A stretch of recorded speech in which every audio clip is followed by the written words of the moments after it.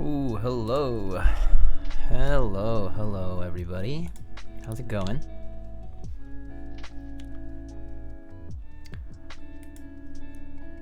Let's see who's here. Eric, hello. One drunk man. Let's go. Dark Action, Gam, Poner, what's up? Lana, Busy Timmy, hey. Mediocrity, hello. Marxy, Matsu, the first board I ever built was a KBD75 v2. Oh, nice. So we're gonna be doing the v3, which I believe is a little bit different. It's top mount now, instead of bottom mount, or tray mount, basically. It's actually good, built one for a friend just recently. Oh, that's good to hear. I mean, I don't doubt it would be, I can't think it would be bad, because I've also built so many v2s. That I kind of already know what to expect, you know?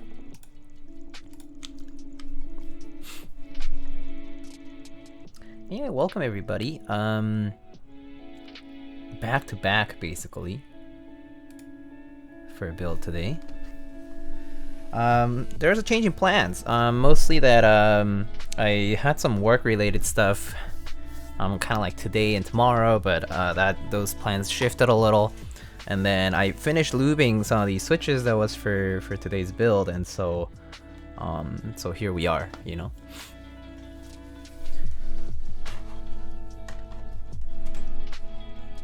But yeah, it's good to see you all again.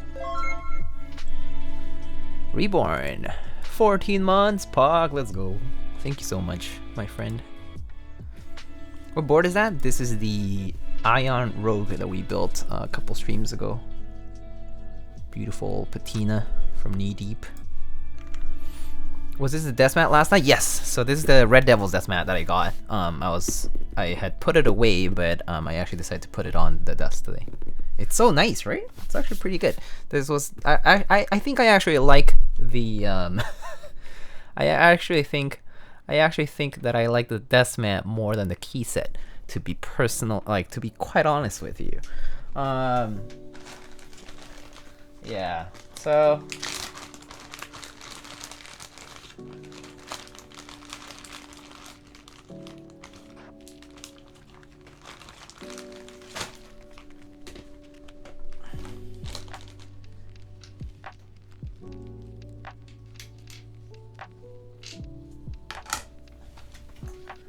okay. All right. Oh, where's my water? Here it is. Oop, forgot to refill my water today. Kind of out of water. I'll go get some water in a bit. I'm teaching for a grad class right now. Tell me how this nerd emails me for help on the homework on a Friday night. Dude, that sounds like grad school, to be honest. Doing homework really late at night when nobody else is, and because you probably procrastinated too long. You know? It sounds like grad school, alright. Alucard, hello. Whoa, just got in here. Was that custom patina? Yes, it is custom patina. From Knee Deep. It's called Dendrite's Grasp. It's on his Insta too, actually. God exploits Stokes theorem in this volume integral. Oh my god. It's been a while since I've done anything like that. Like Green's theorem, Stokes, any of that stuff. It's been a while since I've done like more interesting multivariable calculus. Yeah, I would say undergrad also felt worse for me than grad school, to be honest with you. I think grad school is just, it's because it's more specialized, and because you already know what you want to do and what you're doing, kind of, it's much easier to navigate.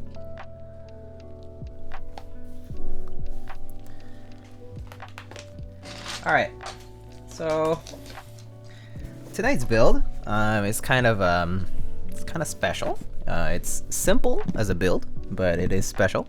Something that we've been arranging for a little while. Of course, I don't have anything particularly customized, but this is a build that I'm doing for a content creator out there who reached out and wanted to have a build that was themed after certain colors and whatnot. So, you know, we decided on the KBD75 because that was what fit their budget, you know. So, and they also splurge in some other things, which you'll see. But yeah. Kaidion, hello. I wasn't gonna actually work on a graded sheet until Monday. Now I'm working on math crap. Oh man, that's pain.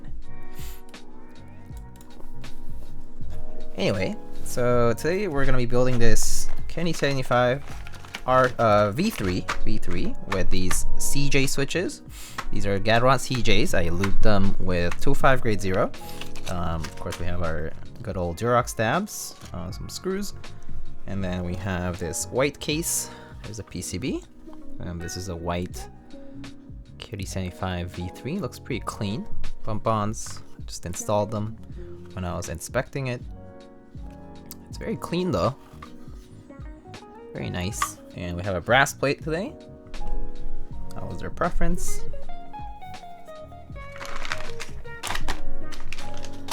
So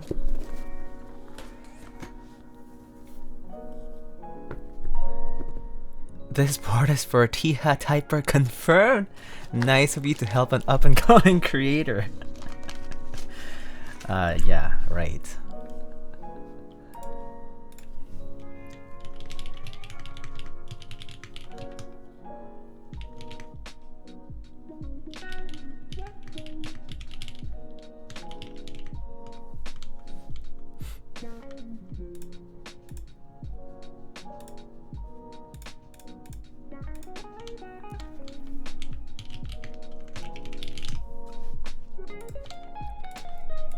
Been a while seeing a board from KBDfans. It's been a while for me too, actually, now that I think about it.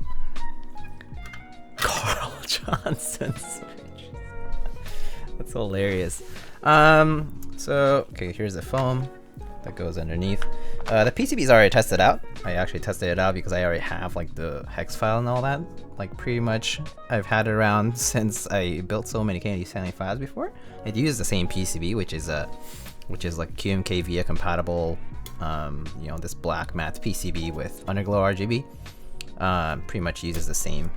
It's a left side USB. So you can see a left side USB-C. So that's what we have. I'll just leave this in here for now. Hello, mother father, KBD75. What's up? Road to become another great keyword influencer. You wish. Anyway, so we have these Gateron CJs, which I think they're pretty interesting switches. First of all, I was lubing these and I realized that they have pretty tight housings. So I figured I could have used thin TX films, but to be quite honest with you, they don't wobble much, and so I did not need to use such films on these. And they're already extremely smooth right out of the box. So just a very light coat of 2.5 was more than enough to really quiet down the switch a little bit and also just make the sound a little bit more consistent throughout. But yeah, no, I'm pretty intrigued by these switches and I can't wait to build with them.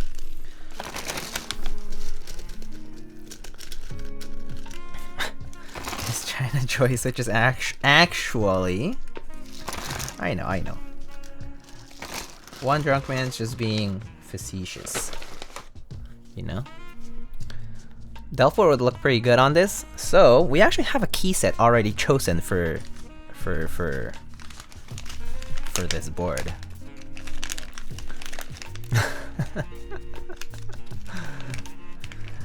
Because the client decided that they wanted to have a key set already. So I actually suggested them a bunch of options. We reviewed a bunch of options and, you know, we chose one and went for it.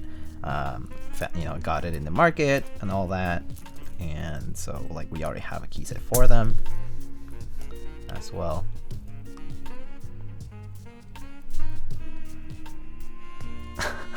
I mean, can you guess what key set it might be? It should be pretty easy to guess, actually. I'm an up-and-coming content creator. Will you build me a TGR commission for free? Free! Imagine doing work for free. couldn't be. Wait a second. I actually did work for free for a while. I actually did do work for free since like when I started. I did free builds for my friends for maybe like 2 years ish. I just enjoy doing builds, so I just built stuff for free for people back then. Nowadays I can't really justify it.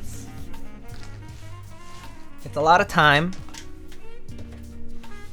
It's a lot of time, and I don't have that much time. so I started charging because my friends actually were the first to say like, hey, you know, I feel kind of bad having you do this for free, and you do a pretty good job, so why not, you know, why don't you just start charging something, you know? And I was like, okay, all right, if you insist.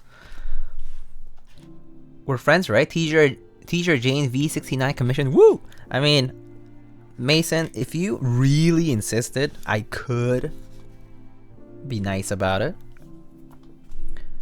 The key said that the greatest gamer ever. Wait, the key said that the greatest gamer ever, Tifu, used. Yeah. So indeed, we have purchased an expensive aftermarket set. My friends, we have the legendary GMK Striker today. So we're gonna be using the one and only. It was too bad that we didn't have novelty creams for today's build. But you know, as you can see, it's a very blue and whitish themed build, which obviously is what they're aiming for. I also intend on getting them a custom cable eventually, but that is currently kind of on the queue. Space Cables is probably going to be doing something for that. Right now they're busy moving shops and whatnot, so I decided to do the build first and then worry about the cable later. But yeah, Keycaps are worth more than the keyboard altogether. Well, actually, the keyboard and the switches is already pretty much around the price of the key set. So, you know, turns out to be about the same. So it's like 1-to-1. You could say the keyboard build is one and then the key set's like the other one. But yeah, so actually the person whose build this is for is here, Sens.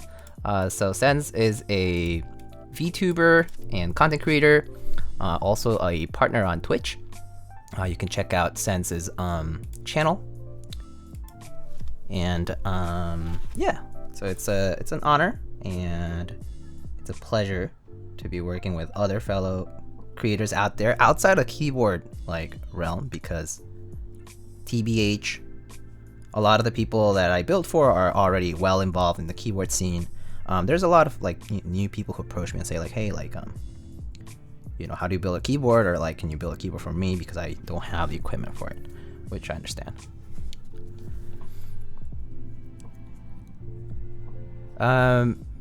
Been wanting to get an Iron 165 for so long. Anyone knows when the next drop is gonna be? I actually don't know about the Iron 165 dropping. Was there anything soon for an Iron 165? I don't really think so. I mean, the last drop was the Iron 180, and they already did the extras for that. But as for the 165, maybe there'll be a rerun at some point. And I don't think there's been anything announced, however. So I personally should suggest just signing up. You know, just going to their Discord, paying attention to their pings if they do anything. There will be extras at some point. So yeah, just keep an eye out. Yeah. So yeah, for anything that's currently on Group Buy and hasn't shipped, you can always think that there might be a few extras out there after the Group Buy ships, but you need to wait for the announcement to drop.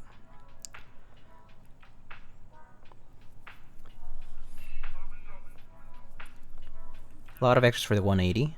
I see. Yeah, it also depends on the vendor though, because for the 180 there were allocated numbers, and so it depends on the size of the vendor, on the size of the batch for the vendor. So yeah. What's your Discord though? Oh, there it is.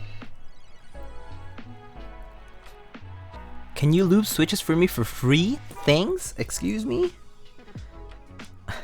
Of all the things to ask, I think lubing switches is definitely the worst thing to ask. Because it just takes so long to lube switches. I always take a while to lube switches. Mainly because I get a little picky, and also I can't do all of them in one single setting. It's just too much work.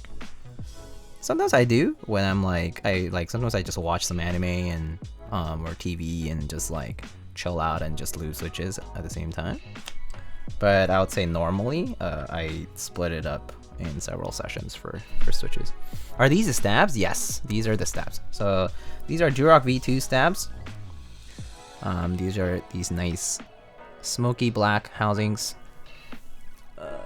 It's not focusing. Smoky black housings over here.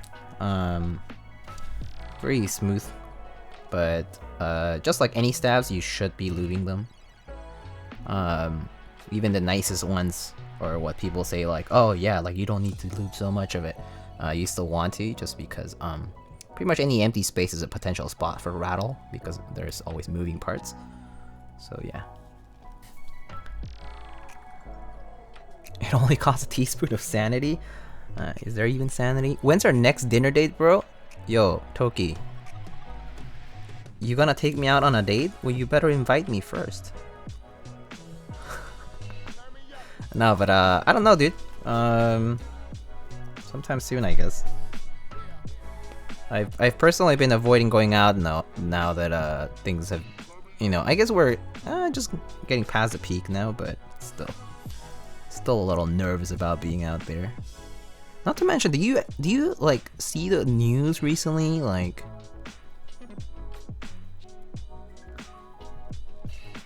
lady being pushed in the tracks and stuff, dude. So scary.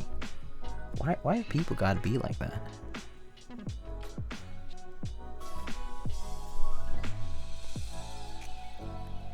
Yeah, no. Pretty sus, for sure. Subway be pretty Monka? Yeah, I know. Frog drop in less than 1.5 hours? Oh, nice. Good luck to those who are going for the frog again. So, yeah, for context, frog is a TKL. It's a 10 keyless board.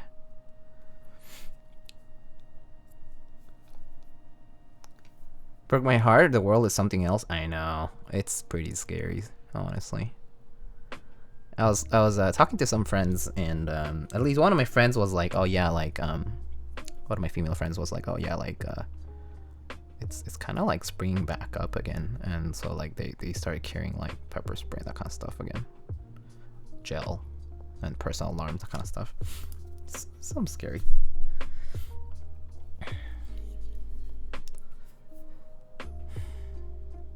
But hey, at least as far as cases go, I did hear actually, so I have meetings, and a lot of the meetings are like fairly clinical in nature because of the work I do, and yeah, they're like saying like, oh yeah, like hospital's busy these days, lots of positive cases, but fortunately not as severe as, you know, 2020 when like we had our biggest peak here in New York. Fortunately not as bad, but you know, surged again for a while. But we're kind of getting past it now. Yeah, we're getting past the big hump in New York, at least. I don't know how it is in other locations right now, though. I think like in California it's still pretty bad.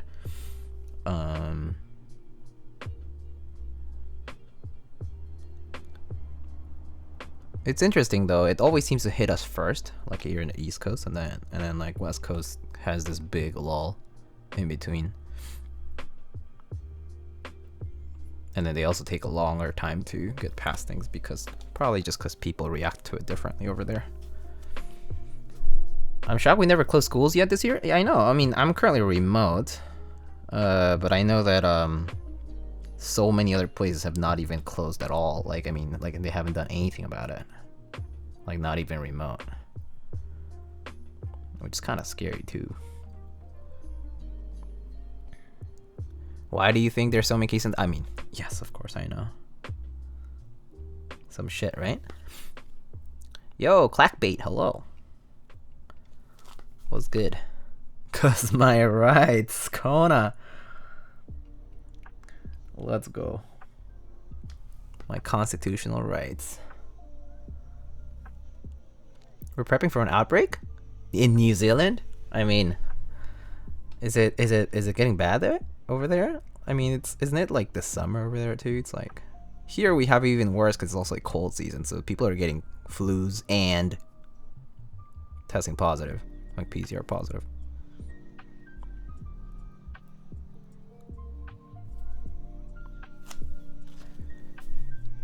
Booked for my booster shot. Nice.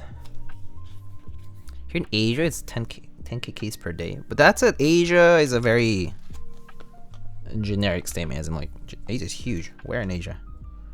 Is it specific to a region? I mean, to a country. New Zealand actually cares, so they prepare. Oh yeah, I know. When you say like, oh, we're preparing for something, I'm just like, preparing? That's like the first time I hear about it. Like, you know, it's not gonna happen here. We don't prepare here. Here we respond to things after they happen and after we're in the shithole. So, yeah. It's like it takes people, it takes us to see how people are having a hard time, and then we're like, oh yeah, we should do something about it. It's like, oh yeah, oh shit, we're running out of tests. Oh yeah, right, we need to provide free tests to everybody, right?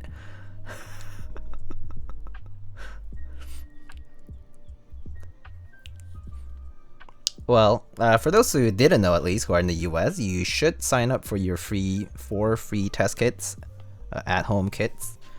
You can go to USPS website to get them as well. So yeah, you can request your at-home test kits if you haven't. I think they're supposed to ship sometime in February, I think, or late January or February, like the first batch. But you should basically sign up now, and you'll just get them in the mail later. Ah shit, I died. Well, it is what it is. Oh man, I had to take my 7-year-old to get tested today. I'm assuming it's a seasonal cold, yes, but who knows? Yeah, that's the thing. That's the thing right now with the winter, especially with like the current winter. Like this year's winter is actually cold. It's been cold lately. Like it's been really fucking cold. I've been like wearing sweaters late at night, like a lot. Like last year I was not even wearing a sweater, like, you know, at home because like it was fairly warm as a winter. But now it's like actually like the breeze sort of like creeping in, and it's pretty cold. And so yeah, a lot of people around with colds and like coughs and stuff, just like sniffling, and you don't know. Like you just don't know. It's like all a mix. It's been like -20 Toronto. Oh my god. Actually cold, yes. Actually cold. So cold I'm under a blanket. Yes. JD's under a blankie right now. Well, not completely under, but I gave him the Twitch partner blanket. Sense, if you're around, do you get the partner swag pack thing? I'm not sure if you signed up for it, if at all.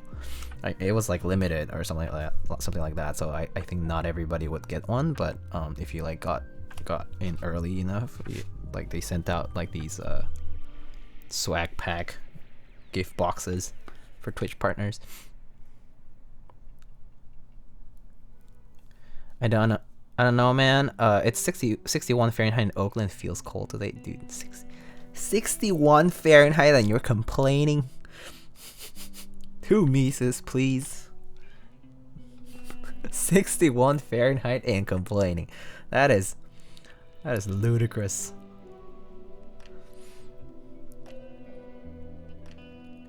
And I said ludicrous, not ludicrous, okay? A freezing 44 Fahrenheit down in Florida. For Florida, 44 is actually kind of chilly, right? For the current winter. I feel like when the temperature reaches like 50 in the warmer states of the country, they start like freaking out. Yeah, 44 is pretty cold for Florida, I feel.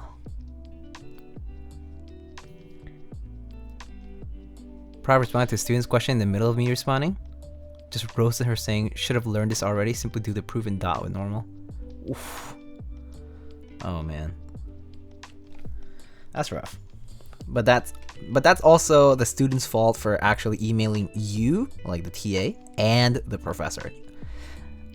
Guys, pro tip: don't email both the TA and the professor in the same email. So email them, like email one, and if it doesn't work out, email the other. Just say, if you're a student in college, you know, don't do that. Start with the TA first.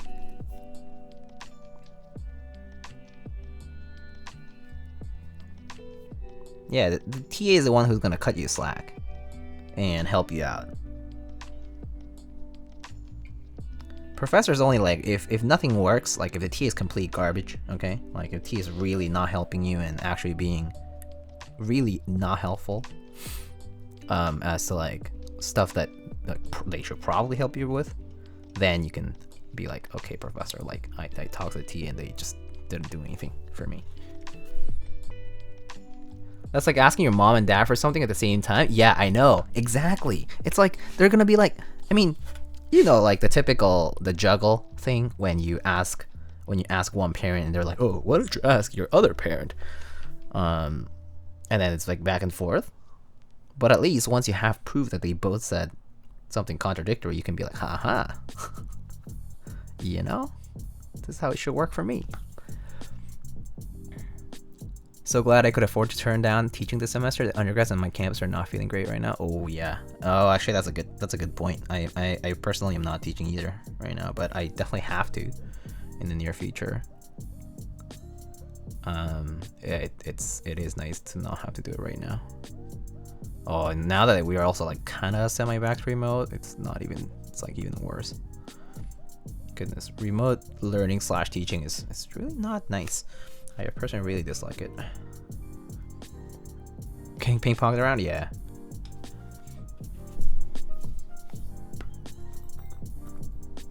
For good effort, but will destroy your self-confidence. Yup. I mean, there's always exceptions to the rule. Like some profs are super nice and stuff. Same with TAs, but still, just generally speaking.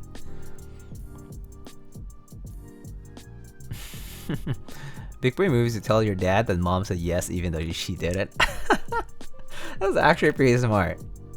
Would you host office hours over Twitch? Oh no, probably not ever. I mean, I would only do it if like it were part of like if the reason I streamed on Twitch was because of work. Like schoolwork related stuff, which is not what I'm doing right now, right? So seeing that overlap would be really terrifying. Because it would basically be like, oh, so you did this for the students. So what else do you do? And then you have to explain yourself. Just imagine. And then they're like, oh, so I saw you stream again the other day. I saw you stream again the other day. So what are you doing with your free time? What would you do if one of your students was like your Lightning Keepers in Twitch, right? Oh, I mean, I think I'm very recognizable, so that's fine. And I've actually, like, I have had friends who have been like, oh, you do this, right? I'm like, yeah, it's not like it's a secret. It's more like I'm just not openly advertising it because that's just silly. Right?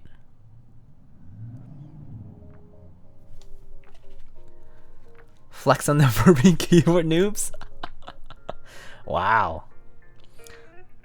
I see my chat, my community is truly an embodiment of my gatekeeping and toxicity. Just kidding.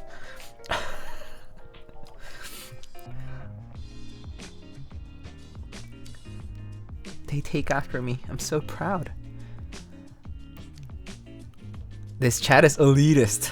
Report to Twitch, although they would never do anything really, right?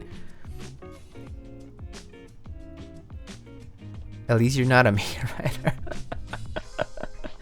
Okay. I'll take that as a compliment, my friend. I'll take that as a compliment.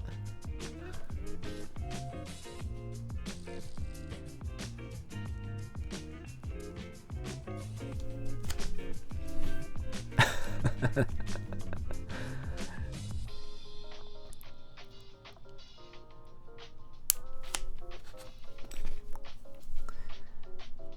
have a keyword as my laptop wallpaper, and my students were extremely confused the first time they saw it on the projector. Oh, that's funny. Did anybody ask after that? That's kind of funny that like it was on your wallpaper and like people are like, huh? It's like, why not? I mean, it's like people have wallpapers of like all kinds of random stuff. So I don't know how that's super. It's not like super weird. It's like, oh, I thought the picture was pretty or something.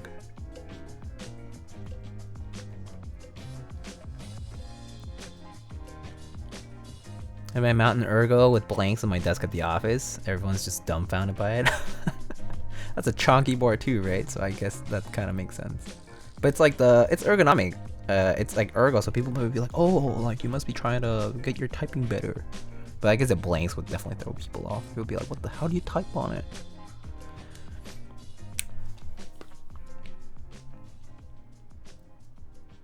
Do I pose a pasta? You can do whatever you want, Mason. You know this. You're free. You're a free man. Do whatever you want. Don't you know your constitutional rights? Freedom of expression, bro. Kona W. IT had to come help with some admin permission. He was so confused by the Alice layout. Oh no.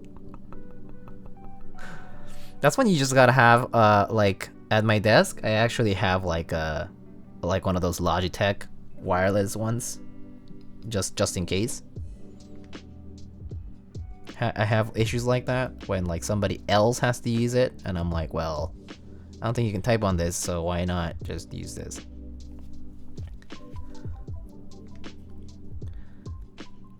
The Caffeinated Studio Discord is potentially one of the most toxic, always online meat writer servers in the keyword community. I'm a huge fan of Rick overall. This is actually quite a surprising and a little disheartening I see, but that server is legitimately one of the worst online interactions I've ever had in my life. Damn. Whoever wrote this? Wow. They must have felt that very strongly.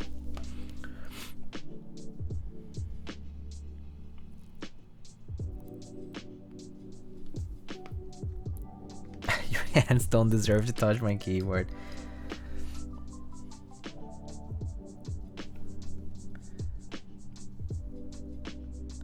I mean, you know, surprisingly, I don't know. Do you guys really feel like the keyword community is very elitist?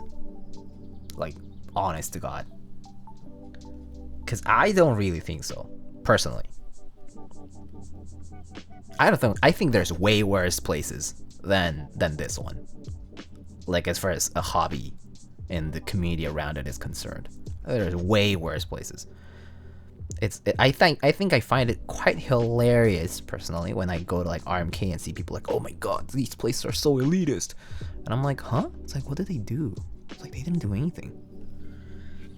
It's like, just because they told you not to buy a clone keycap set doesn't mean is that elitism? Like, I don't know about that.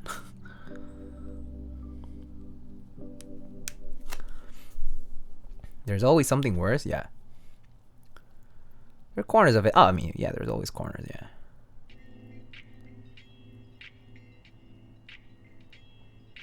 What did they do to you, dear RMK user? Yeah. I mean, at the same time, whenever somebody who's from like outside of the subreddit or outside of like the community kind of comes in and kind of looks at it, a lot of people can find it strange, but I've never really felt like it's unwelcoming. I've been known as a crazy keyboard lady. My colleagues doesn't want to touch my keyboard after they found out how much they cost. Okay, I think that makes sense because it's like, oh, what if I ruin it and you're gonna hold me accountable for it or something like that? Like, what if I drop it? Like, what if I lift it up because you let me and then I dropped it by accident, or like, you know, whatever it is. I get that, because for like most people, these keyboards are extremely expensive. I mean, in their consideration of things, right? For our first exposure to it, it's like, what the hell? You paid how much?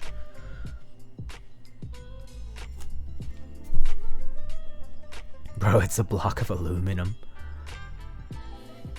Well, doubt. You know, it's really easy to dent aluminum, to be honest with you. The true enthusiast understands that price doesn't equate quality. Yeah, neither does rarity. You know, well, I do think that there is a very strong, very strong correlation between some of the people who are very active and the people who also like spend a ton of money and like on stuff that is quote unquote rare and valuable due to like aftermarket like valuations or whatever. There's a decently strong correlation there, I think, because people do kind of enjoy like the whole idea of having some clout and flexing on others, or not others specifically, but just like showing off what they have and whatnot.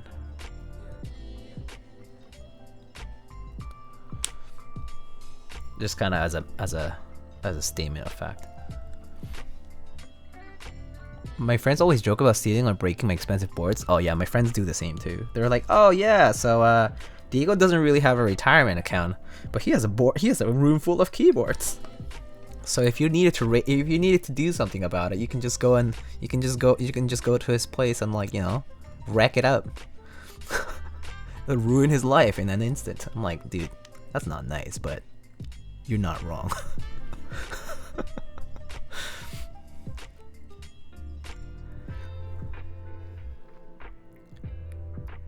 My brother-in-law saw my Real Force R1 over the weekend, and he's like, "Why are you using such a shitty old keyboard?" I'm doing something wrong. Oh yeah, so I've had that kind of interaction before, where I also took like a vintage sort of looking board to work, and someone was like, "Oh, why are you using such a retro, like old keyboard? Like where do you find it? Like in the e-dumpster or whatever?" Because like, you know, there's like e-dumpsters like in different institutions, right? Like offices and other places where like people like IT throws away like their old computers and whatever, like, right? And like someone was like, "You find it there?" I'm like, "No, actually no."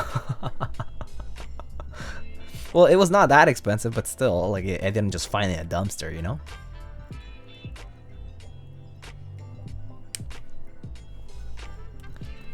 I want a vintage ergo board. Oh, like you want like the MX 5000, like the Ergo Plus, because that's a vintage ergo board. There's a few others though. There's like the Mutron for Topri.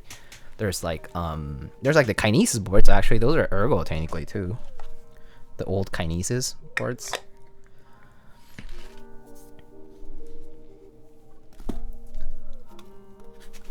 The Stratus always use a beige Real Force. I use a black one actually at work. There's a Topper Ergo. Yeah, so the Topper Ergo though is really rare. The Mutron is it's an actual rarity. Like that is actually hard to come by. There's like Ergo Alps too, MX, right? And yeah.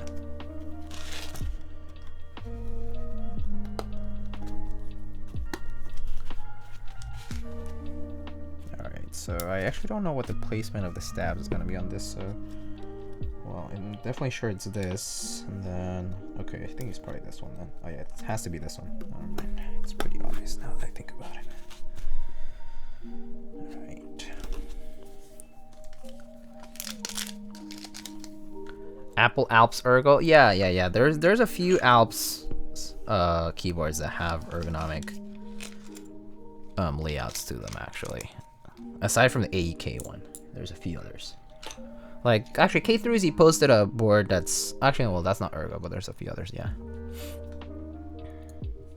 All the vintage Ergos are hell expensive? Yeah, that's because they're also rare, most of them. Most of them, they're pretty hard to find, or they're just kind of like... Yeah, they're just hard to find, I guess. The problem with, like, vintage Ergo stuff is also that they are, you know, they have like big moving parts, so a lot of them have been destroyed over time, like, you know, as they were thrown away and stuff. Like even like after they, like, you know, by the time they get to the recycler or the person who, like, you know, scavenges it, it's already been kind of pretty destroyed because like all the moving parts kind of like, you know, fall off.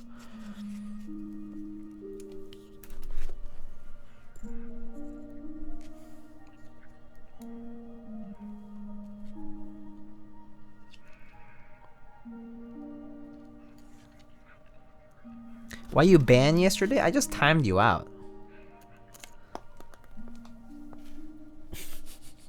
For fun.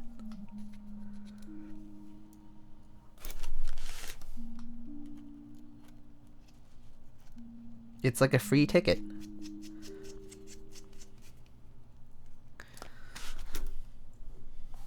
What keyword? You don't have to know. You'll know when you have to know, though.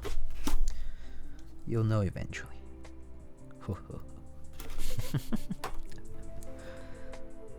Oh, okay. Peaches, do the thing. Feel free, or Poner, whoever wants to have the pleasure of doing it, you can feel free to do it. You can choose the amount of time too. Actually, I don't care. I'll respect it.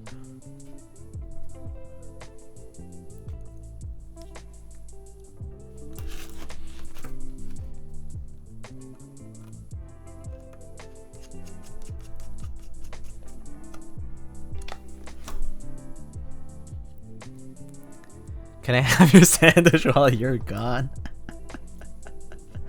One drunk man is truly enough. Just taking the opportunity to snatch out the sandwich while he can.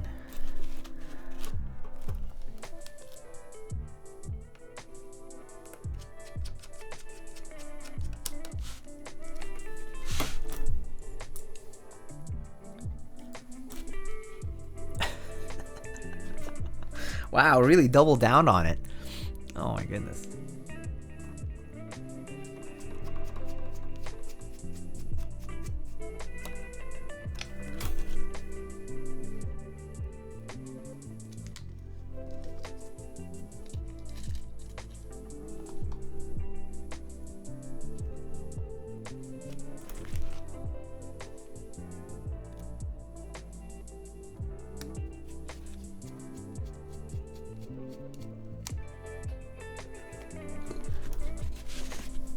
Alright, so let's test our stabs. Since we have a keycap here, let's just get the keycaps out that we want.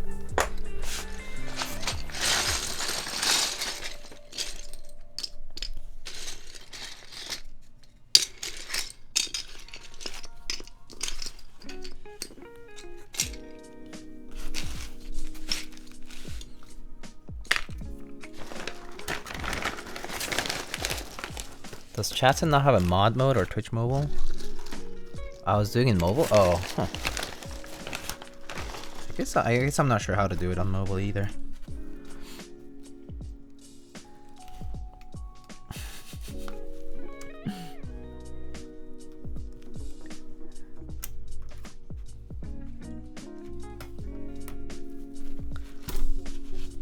Y'all have plans for the weekend, by the way?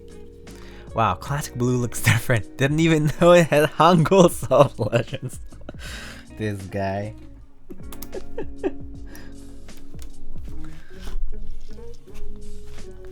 Yo, yes, Hangul. What are the red O-rings for? So the O-rings are for, so I guess I'll just show you. So you see how right here there's a few LED holes? And they're very close to each other. So if you just use the regular screw without the O-ring, it's gonna bridge those two plus and minus LED spots, and so that's not good. You don't wanna be shorting different contact points. So you use the O-rings to insulate the screw from those contact points. Yep, it's just an insulator. It's just a washer. Yeah, it's just a little washer to insulate. It's just made out of fiber.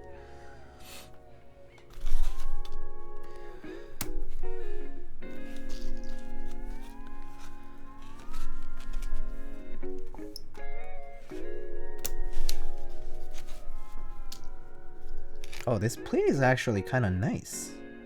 So I recall the plates being tighter. On the KBD75 V2, this plate actually is pretty. It's like better than before. That's kind of neat.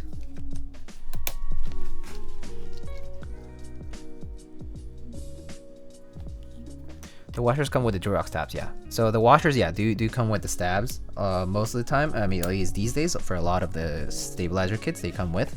If you don't get it with the kit, I mean, you can order these for really cheap on like Amazon.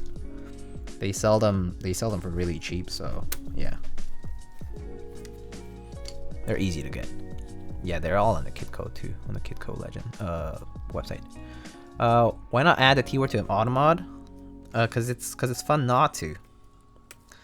What's with it wouldn't be that much fun then if I did.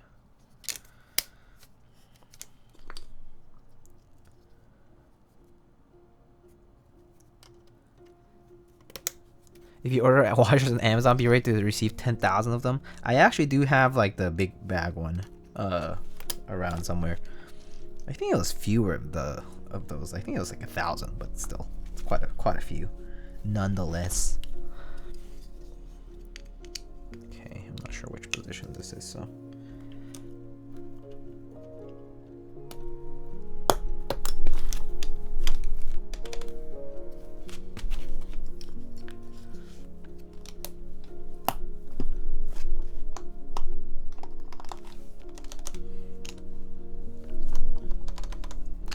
If you mention my store, you would get automodded. True, you would. Yeah, if I said, oh yeah, I purchased these Gateron CJs from Thockies. You would get automodded. This is true.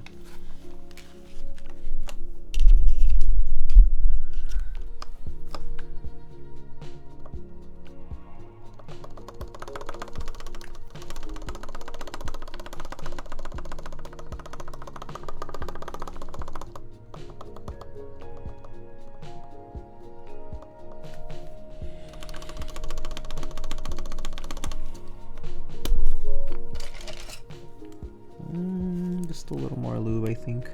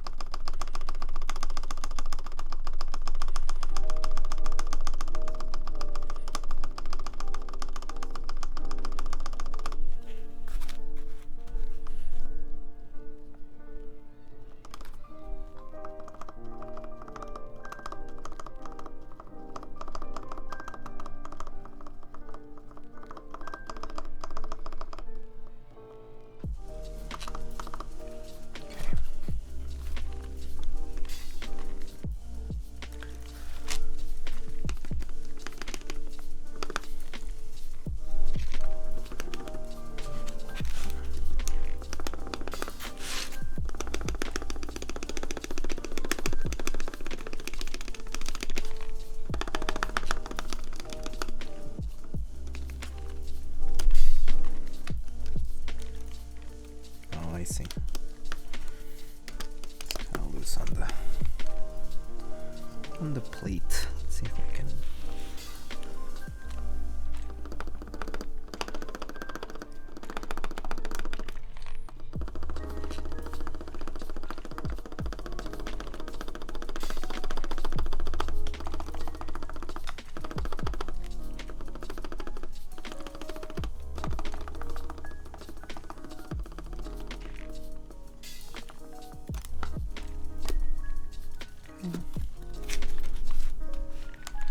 Sounds like a space bar. Oh yeah,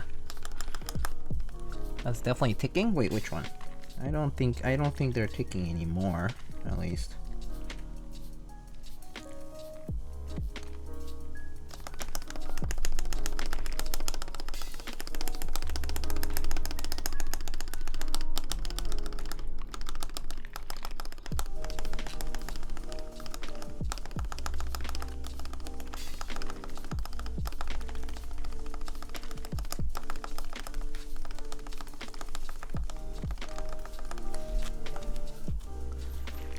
They're newer switches. I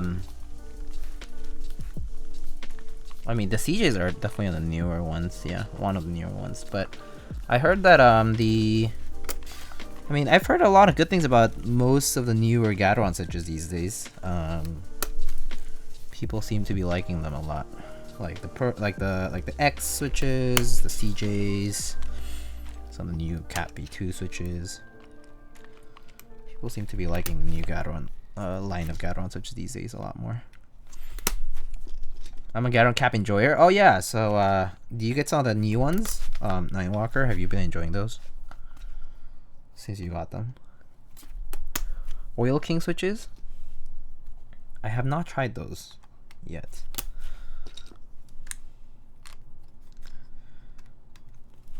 Not just at the T-Slur and pay the price.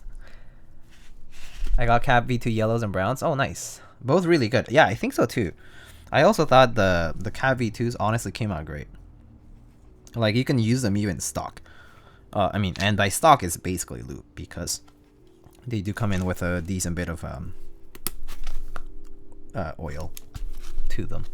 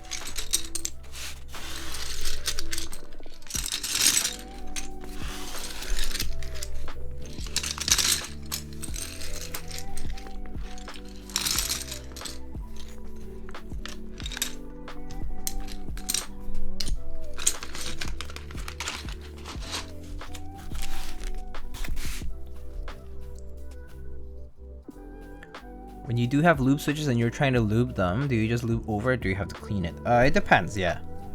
If it's too much factory lube, like if it feels like it's kind of getting in the way of things, like, I mean, you can always just test it with a singular switch and then see how it goes.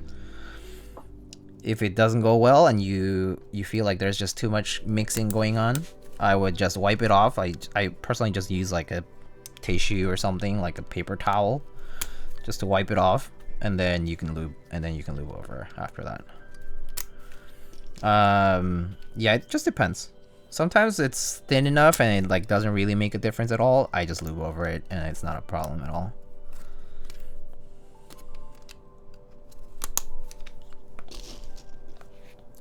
Does the CJ get better or worse if you open them up and lube them? What do you mean? What do you mean? Do they get worse? Why would they get worse? They don't really have that much lube, I would say. Like, it's not like a crazy amount of it. Hear that they're good stock and get worse if you crack them open? I personally would disagree, because... Do I have any stock ones around here? I think I do. I think I might have like a couple of them here. Yeah, here. Like, this is stock.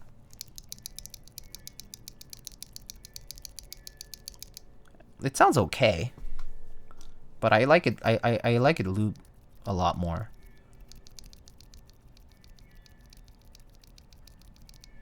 Yeah, like this is lubed.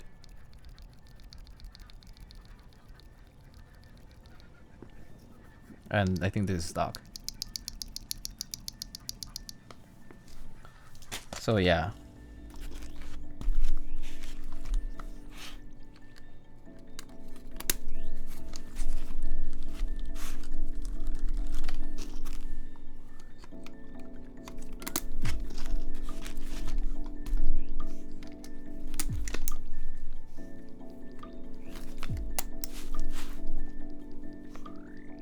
Cap browser incredibly good. Yeah, I think the Cap V2 stuff is really good, even as it is. They do just work even like right out of the box.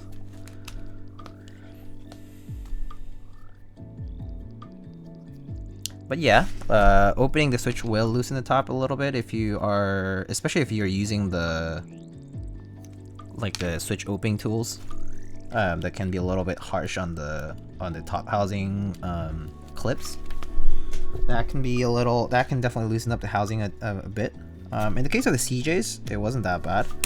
Like after I closed it up and I was checking for wobble, it was not like, I would say like Gatings have it way worse in terms of wobble after you open them compared to like these or many other switches actually. But the CJs are actually pretty good as far as like top bottom housing wobble was concerned. I didn't really experience much of it, and I was like, okay, like these could work with thin 0.125mm switch films, but you could also work without, and I think it's probably okay.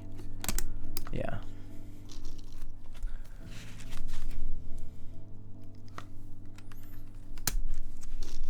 I've just used 3D printed switch openers. Yeah, I mean, you know, it's like whatever. Depends on how much you use it. I used to use the beast openers. Oh. I just used to use I used the MK.com ones, but I didn't use both, like you know, the opening clip thingies, like the switch top opener ones. I only use one of them. I only use one side and just like crack it open on each side. It's super easy, and you also don't get to like force the switch housing, like you're not prying it open by doing that. But yeah, the Keyboss one is pretty nice, no doubt. I mean, you know, but I do have like other stuff, other tools that could just work just fine. You can also use tweezers actually. If you just grab tweezers, you can just open it on each side really easily. So it's not a problem. Do you get the dust-proof box style CJs? Are they very different? I did not get the dust-proof switches, so I wouldn't know.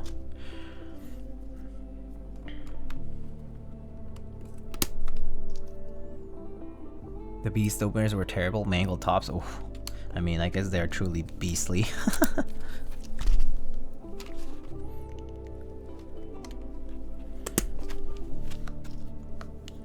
Like 8 years ago, yeah. I remember someone told me about those.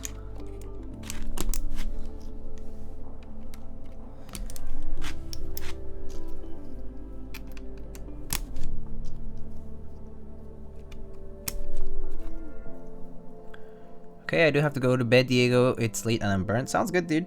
Take it easy, Sean. You know, have a good weekend. Rest up. I'll catch you later. Some other time. Try to tune into a few streams. School's a little relaxed right now. True. It'll get busy soon enough, though.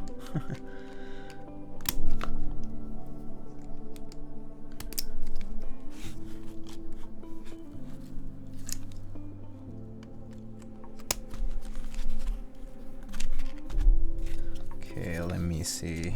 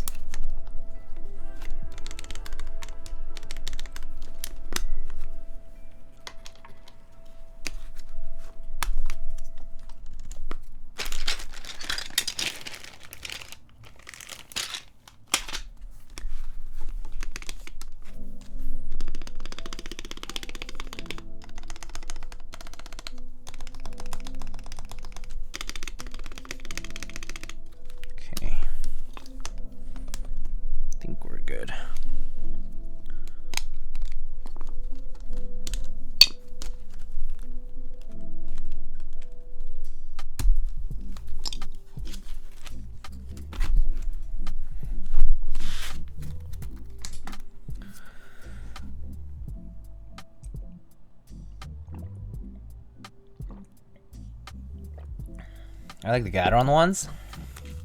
The ones that look like the ones that have like the grip on them, right? Those are pretty. Those are interesting, but kind of unwieldy, as you guys are saying. It's like expensive and also just kind of clunky feeling for me at least.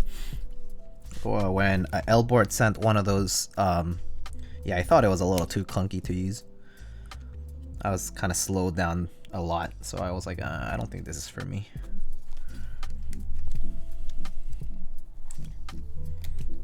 All right.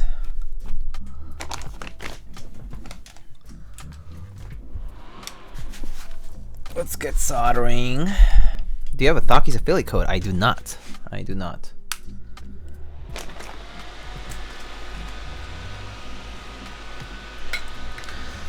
Do people have Thockies affiliate codes? I mean, I don't know who would, so I haven't really paid attention. It's actually pretty hard to keep track of everybody's. There's quite a lot of them.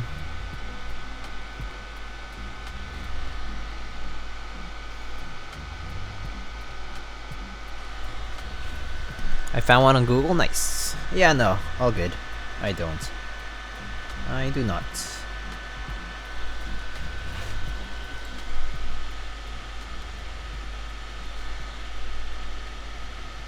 Thanks for asking, though.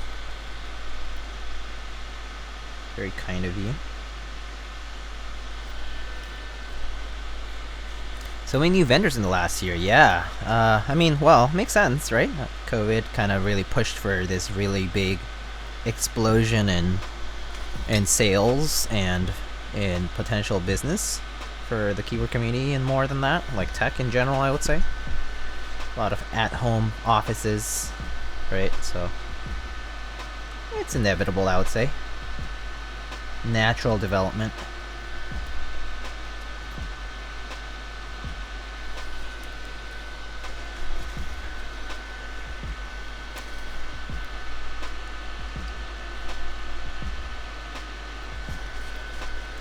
All stocking the same stuff, but all good stuff? Yeah, it's good to have variety, though, yeah. I mean, there's some vendors that kind of do have some more unique stuff to them, like Kinetic Labs has their like own particular line of like lube, like the GS1, GS2 stuff. And they also have like non-overlapping products that they only them carry. So that's been pretty nice to see. I mean, there are some stores that just have some different stuff. And it's also kind of nice to have, hopefully, more reliable vendors in general, like more as in more a larger number of them who can like run group buys or just like, you know, host things that are would make it more easily accessible for people to purchase. Yo, Kanakunchi, hello. How's it going? Any boards that you're interested in right now?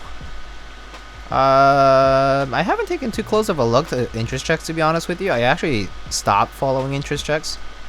I pretty much only look at stuff when they reach the group buy level nowadays, because there's just so many interest checks and so many group buys as well that I don't bother looking at interest checks anymore. But I mean, I've been wanting to build an 1800 board, so I've been kind of keeping an eye out on SAR and developments on that. But other than that, like it's been on the quieter side for me. I do have a lot of keyboards too, so I personally am less inclined to be purchasing new stuff as much. I am waiting for maybe like I saw the EM8 and I thought the mounting system was pretty cool. I'm kind of waiting for them to release a 60% or something like that. That would be more suitable for my own use. I think that would be nice. I am waiting for a bunch of group buys too, so there's also that.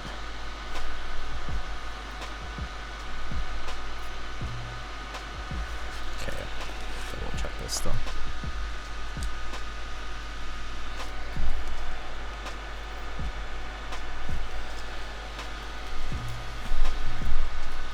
Kinetic Labs, Carbon GS, yeah. How's the G series lube? Seemed expensive. The Kinetic Lab stuff? Yeah, the Kinetic Lab stuff is actually pretty good. Some people kind of swear by it. As in, like, some people really like it and use it pretty often. I think, like, Alex uses it fairly often, like the Carbon GS stuff. But, I mean, overall, like, they are similar in consistency to some of the other Krytox formulations, to be quite honest with you. I mean, they do actually draw the parallel themselves, like the product listing draws a parallel to some of the Krytox products. They're like, oh yeah, this is kind of similar to this. But I mean, I tried it and it's pretty good. Like, it's not, I wouldn't say like, oh, it's miles better than the other one or anything like that, but it's like somewhere, it's like similar. But I mean, it's always good to have like slightly different formulations. I mean, like, so I would say like, well, maybe I'm not sure if GS2 is less viscous, but I would say 205 is really on the heavily, like on the very heavy side of lube. Although there's like more than that, there's like 206 now and stuff. And you can get always more viscous stuff for Krytox. So, is there a specific order you go when soldering? Normally I do corners to secure them, and I normally do middle to out in general. So I like start in the like middle row towards outer rows normally, just to make sure that everything's like flush to the PCB starting from the middle, because if you start from the outside and the middle is kind of like floating a little, it's a little bit harder. Yeah, and it particularly helps when you're doing something like a plastic plate. It's a little easier to start with from the middle and out than the other way around. In the case of like a brass plate like this, it doesn't really matter what order you go in. Yeah. It also depends, like if the switches have the two PCB mount legs, that makes it easier for them to stay kind of very close to PCB and all that once you press them in. But if they don't, sometimes they do float a little and they don't press all the way. So even after soldering, you should always check that your switches are all the way in properly, flush to the PCB and the plate.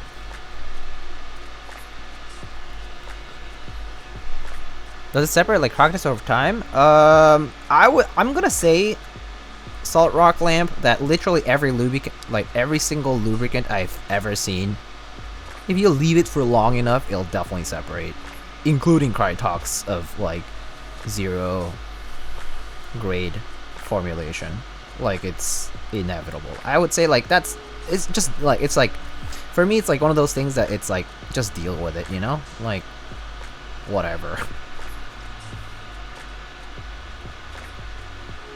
I would say it's not that bad though. I don't think it's nearly as bad as a mix. Like, I think the mixes are worse.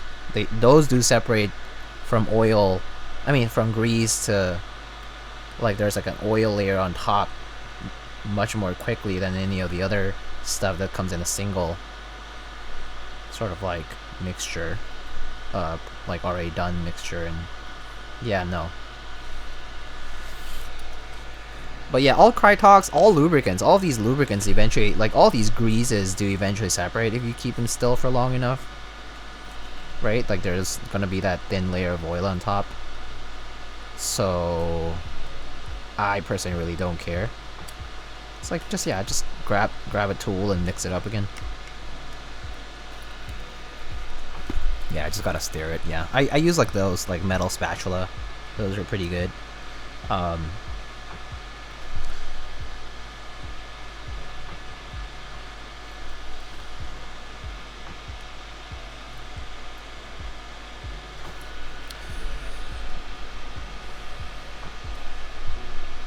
Yeah, it's good for Kinetic Labs to kind of have their own products though, nonetheless. I do think they came into the market with a very good approach in general. Like, they were going for unique products. They were going for kind of like fairly reliable like shopping experience at the very beginning. I actually, so the first time Kinetic Labs reached out to me, I was actually away from the community. As in, like, I was actually like busy and stuff, and I was not really active like streaming or building and stuff like that, because I was actually away from town and stuff. And I ended up like, when I stumbled upon Kinetic Labs stuff, it ended up being like, oh, I was like, oh, like they're a new store and they seem to be pretty well established as far as like the retail experience was concerned. Like, people were talking good things about them, and they're like, oh yeah, like they have budget friendly stuff that's pretty good, and they have like products that are different from the rest. I thought that was a good approach for them to take. Oh, Thick Fat Thought, hello, 87 people. Wow. Welcome. Thank you for the raid. Roasty kill pretty good. Oh, nice. So that's what you built today, I imagine. That's cool. That's good. I actually need to look it up. I can't remember all these new keyboards now.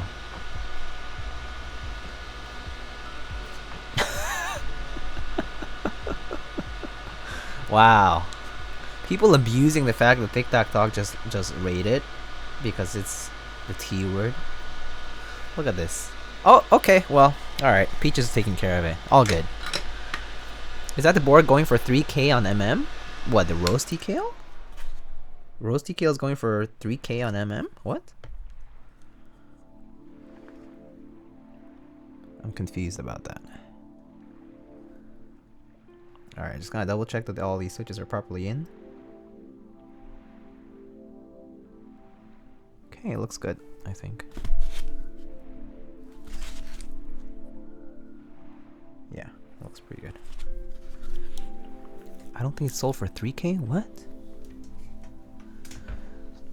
Interesting, I didn't know. Anything for Blackpink, take my money. Too bad you weren't around when they did that GMK set that got cancelled because it was terribly made actually.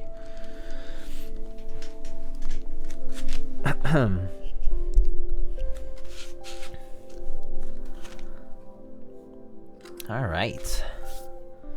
So we're done soldering. Actually, let's test it out first. Where's my cable?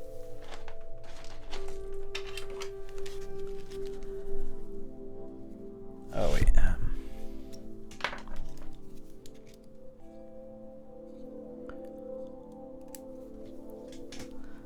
She looks beautiful. Let's see now.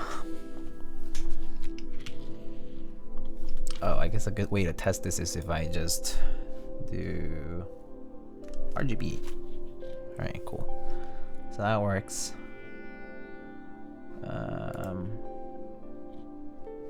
Could probably brighten this up a little. And then let's see, test matrix.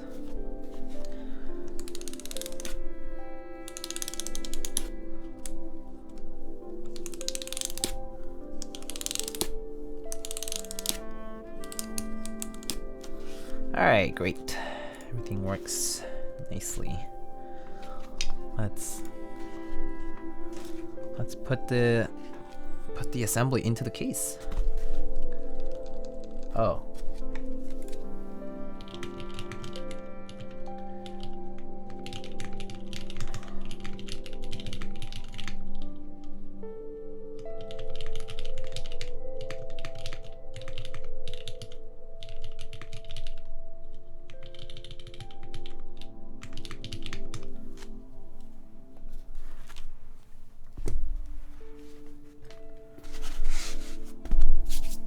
Alright, let's get this. Oh, it uses hex screws now. Cool. Is this gonna work? Wait, is this hex or is this Torx? Oh, it's Torx, I think. I think it's actually Torx. Huh, cool. What's the key tester app that you use? It's called VIA. You can do exclamation VIA and it'll lead you to the website. I also use switch hitter, yes. Exclamation switch hitter, and it's also gonna give you a link to download, like a downloadable file, I think like a Dropbox link, I remember, something like that.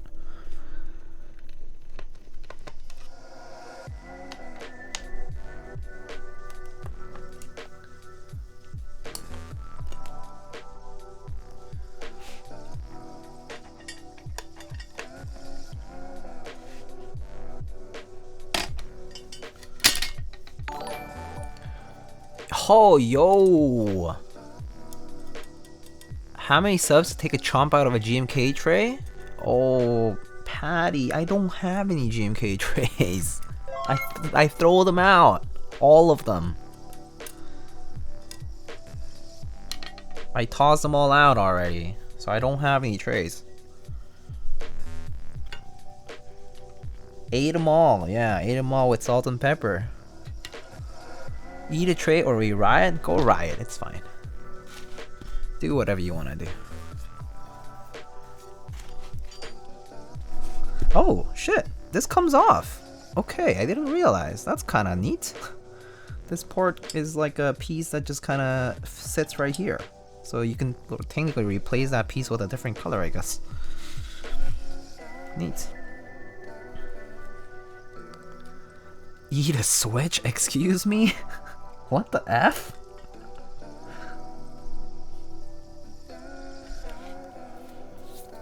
Yo. You guys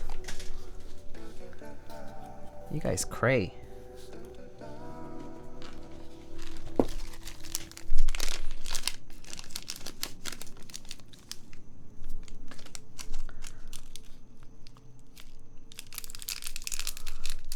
Sorry, my child is a bit wild tonight. Yeah, seriously.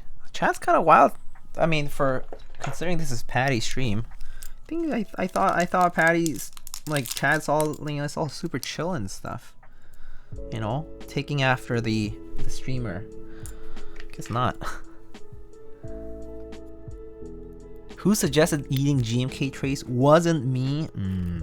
Kind of sus. Kind of sus, not gonna lie.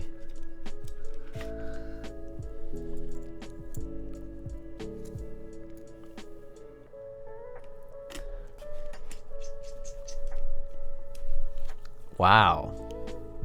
All these defoers. Kinda sus.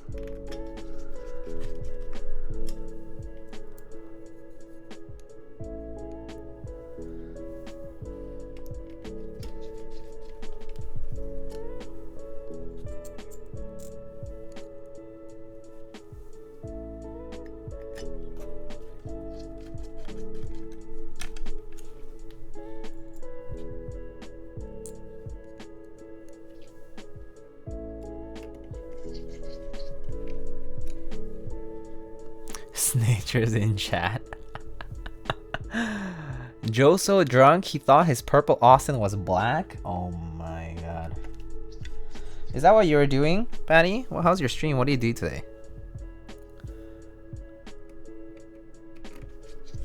Were you building an Austin today?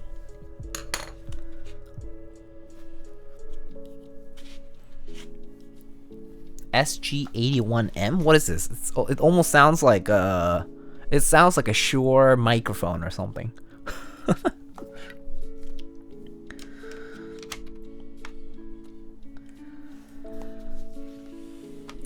All right, chat. Shall we put the master Thoccarino device, aka the foam? Let's do it. Why not? Let's just do it.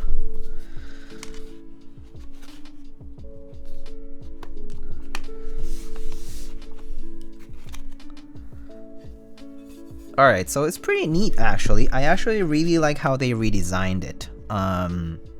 Because, for example, a few things I'm noticing right off the bat is their mounting is a little bit better spaced out. I mean, not to mention it's also top mount now, but in general, like they kind of space it out appropriately. They also have these little kind of like little nubs on the screw hole area over here. It's kind of hard to see, but basically right here, like it's slightly lifted over here, has like a little lip sort of, so it basically allows the diffuser, the diffuser to kind of sit nicely on, like kind of like just sit perfectly there, like line up. And it also allows the case to line up, like basically like helps as like an alignment tool. So it's kind of neat, small details. SG81M, is that the Afroless 1800? Huh. Willem Defriend over Willem Dafoe. Y'all are hilarious. And then yeah, and then you can just put the diffuser and then put this, and it just perfectly lines up without you doing much, which is kind of nice, to be honest with you.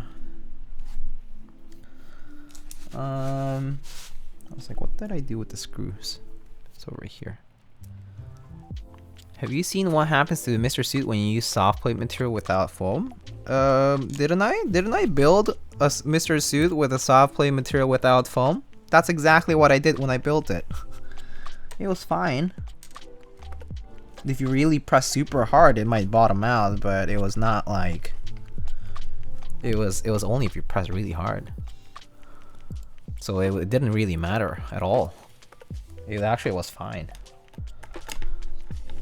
Yeah, I built it with zero foam, if I recall.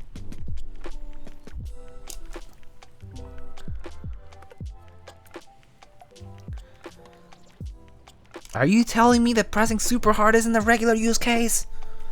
Yeah, it is not a regular use case. It certainly is not. I mean, who the hell does that? Some people do be heavy-handed when they type, though. I mean, that is true. That is true. Man really built a Mr. Foam without foam. True. Giga Chad. How dare someone not bottom out on a keystroke? I mean, okay, fine. Look, there's people who actually don't bottom out on keystrokes. That actually, I'll give that a pass, because there's actually people who don't bottom out. But the thing is not about bottoming out on the keystroke, it's pushing the plate down so hard that the thing just bends down all the way and you bottom out. The actual like PCB switch pins are touching the bottom of the case. That's a different story. That's a different story. Oh man, this is nice. The alignment of the port is sweet on this too. All right, let's get these keycaps on now.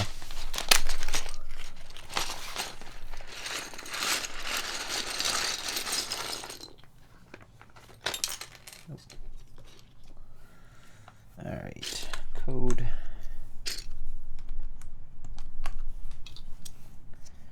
It's gonna be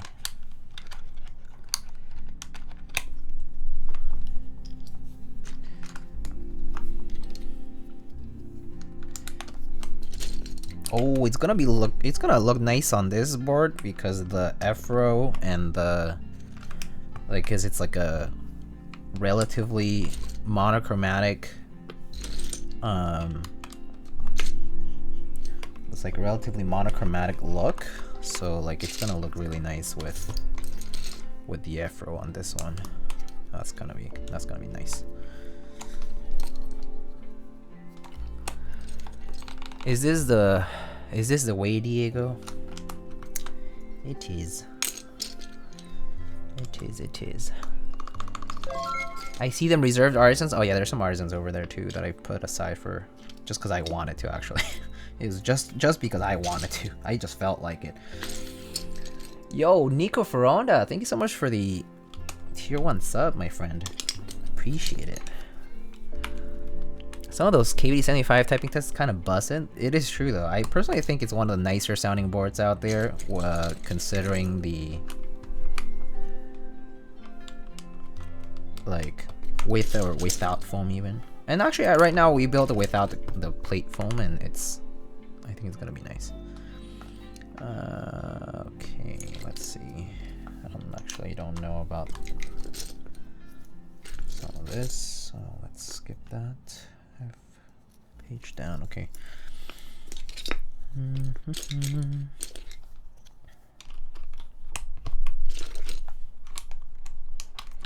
Classic Blue didn't have JP sub legend, so it must be Striker. Yes, it is indeed Striker. It is indeed GMK Striker. Is it just me or Diego's dropping frames? I have 0 frames missed on my OBS. So I don't know. Did John just get debated by Mason? I'm not surprised. Mason's an expert on this.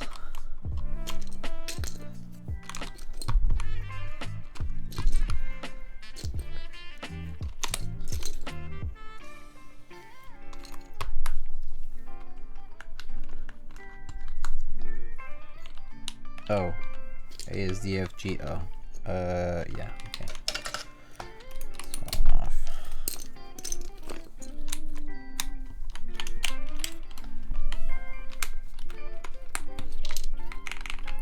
Would you rather have a frog or F284 and why? I think I would rather have an F284 because I like the look of it better. That's pretty much my main reason to having an F284. Because I like the look better over the frog. Oh, yeah, no, yeah, that's pretty much the main reason. To be quite honest with you. That's why I would get it. Over the other.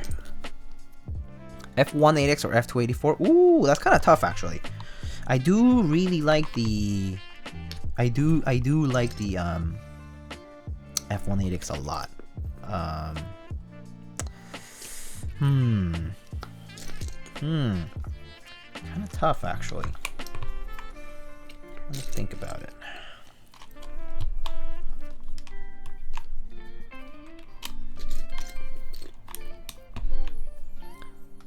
F284 easily. Yeah, I don't know. Need to think about that one a little bit more. I do like the F1 quite a bit though. I do like the F2 is a centered USB port and it looks very neat, in my opinion. But that said, it's not like an end all be all kind of thing for me. Like it's not a deal breaker, especially in a TKL.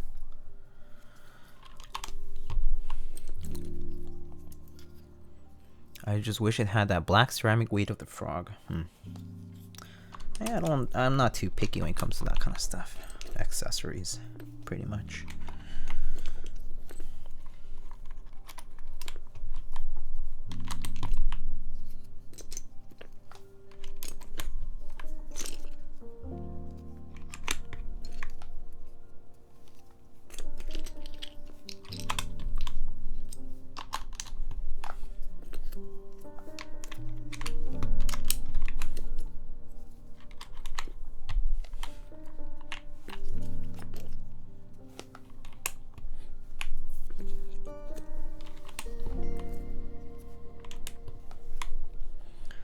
Let's see, do I have a, is there a 1.5U? No, I think control is the right one. Okay, cool. And then enter, do we want it to be accented or no accent? I guess accent probably looks better. Oh, no accent also looks clean though. Well, let's go with the accents for now. And let's see, where is my R3 page down? Over here. It's too blue for me. It definitely is very blue of a look. Very blue. Page up. And one top row key. Let's do this one. All right. Sick. Sick, sick, sick.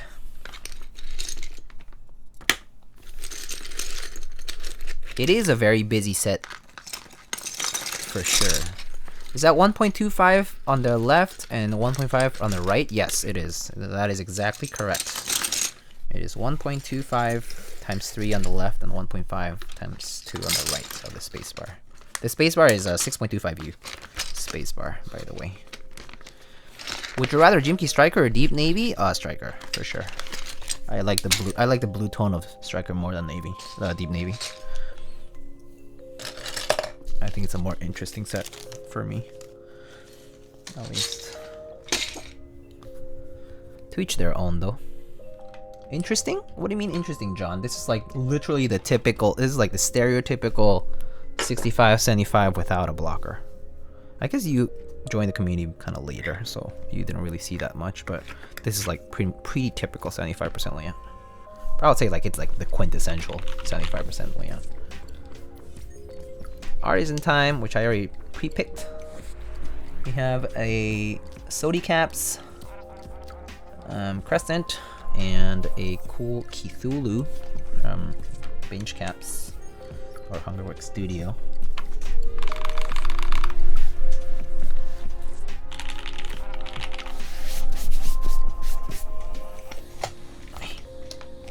Okay. Alright.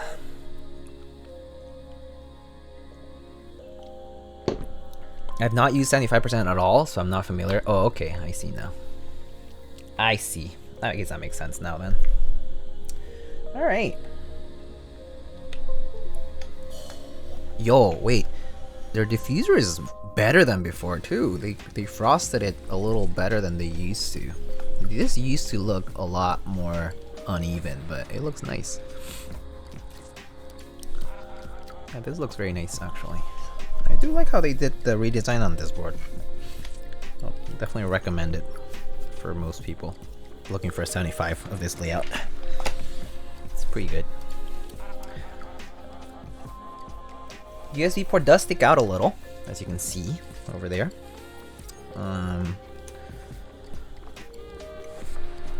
But yeah, they redesigned it so it's top mount now.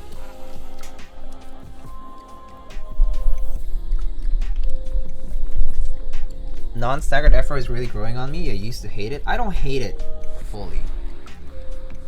It hides the shielding? It does actually, yes. It does hide the shielding as well. Alright, so let's, wow. Party's buzzing across the street and I guess maybe a couple blocks away. Can you guys, let me quiet down the music. I'm not sure if you guys can hear it, but it's buzzing out there.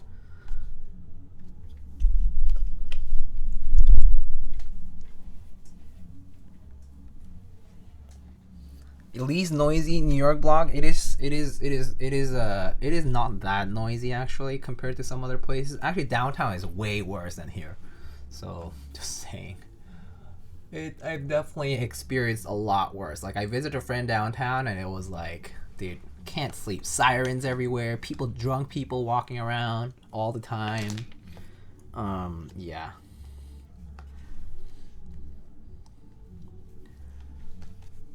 You crashing? Oh, maybe. Oh, neighbor karaoke. Oh, that one's a classic. That one's good. Neighbor karaoke is a good one.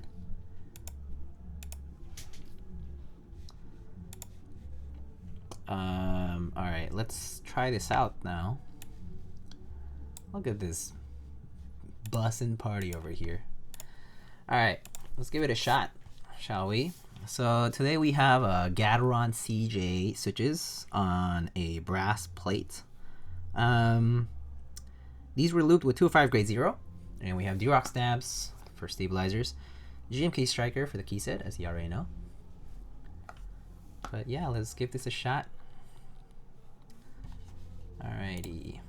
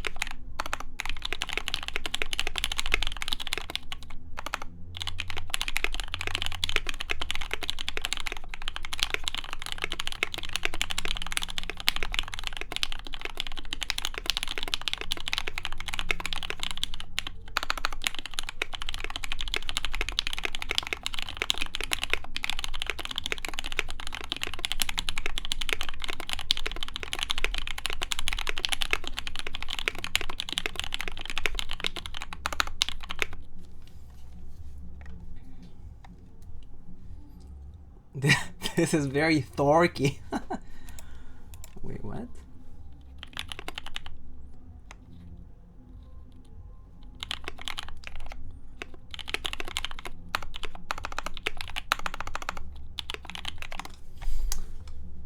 The alphas are really noisy. Yeah, this sounds really good. I mean, that said, I've heard a lot of KBD75s, and this sounds like a KBD75, but does feel better than the... It does feel better than the previous one, I think, because of the top mount instead of the tray. So yeah.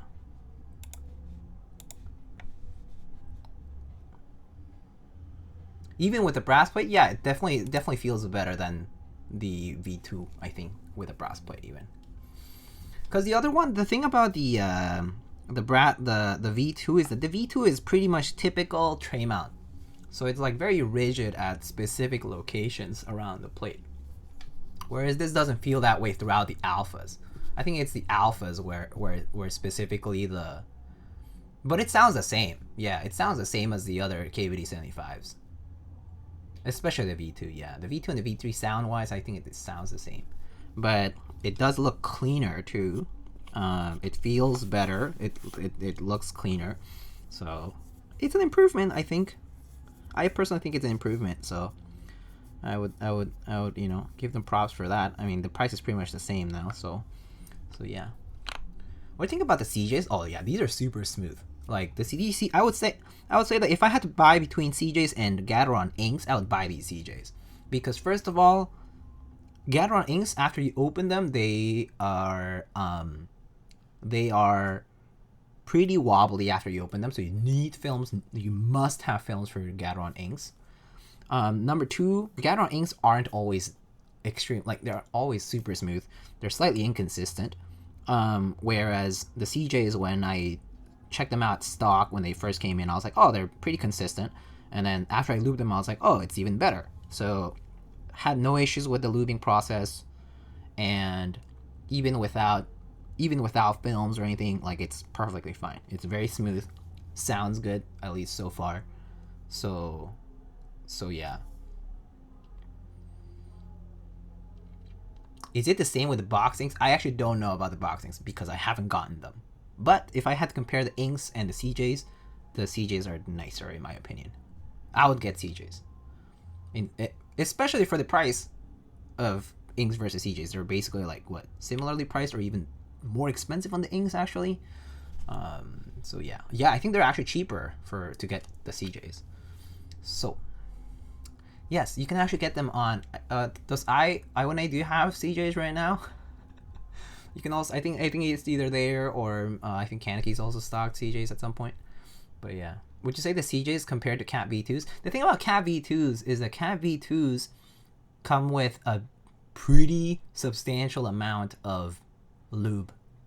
So it already feels different because the Cat V2s kind of feel like a very oily switch. Like it's basically pre-lubed with oil. Whereas the CJs, the amount of oil on them, the amount of lube on it is minimal relative to that. It's like nothing relative to that. So it's like the CJs are a nicer, like they're a good switch stock, but they're not like Cat V2s. Cat V2s are literally like kind of drenched in the oil. So like they already feel like pretty lubed. The CJs, I think they benefit from getting more lube. Whereas the Cat V2s, I personally just don't feel like they need to be opened to be lubed. So, yeah. Novelkeys has them? Oh, Novelkeys has them too, apparently. I actually didn't even realize Novelkeys has stocked Gateron CJs. But, yeah. Oh, God on the Frog finally? Oh, congrats, y'all. Alright, let's give it a try again.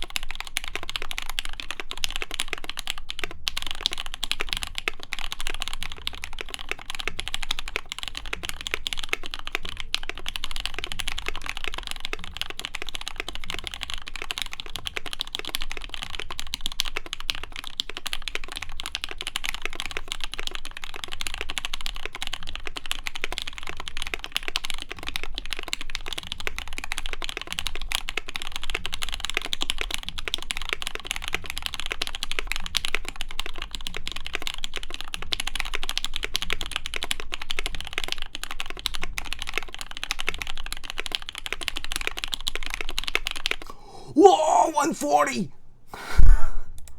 Yo, is this my first 140 on stream?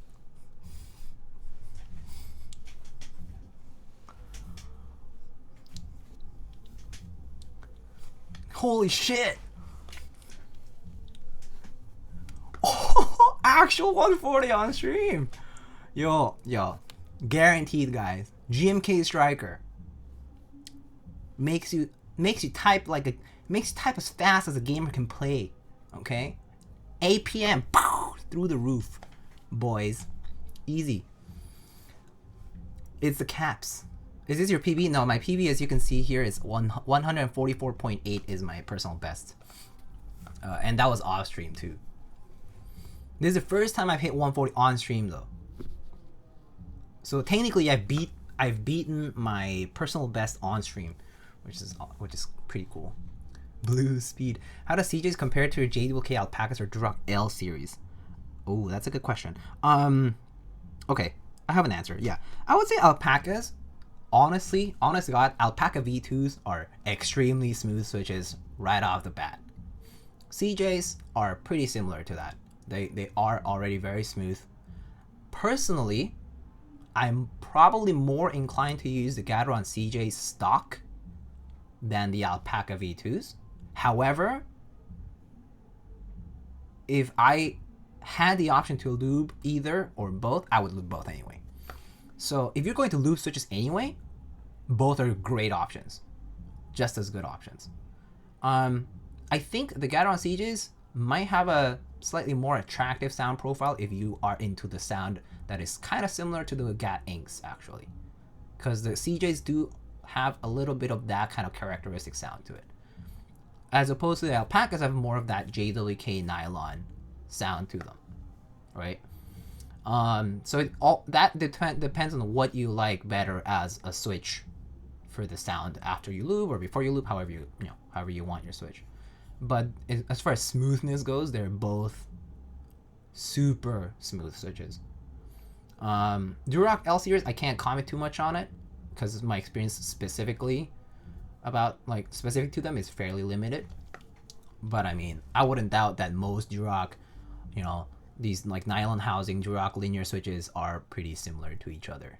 Yeah. So I would probably put them on the same comparison table, whatever. Yeah.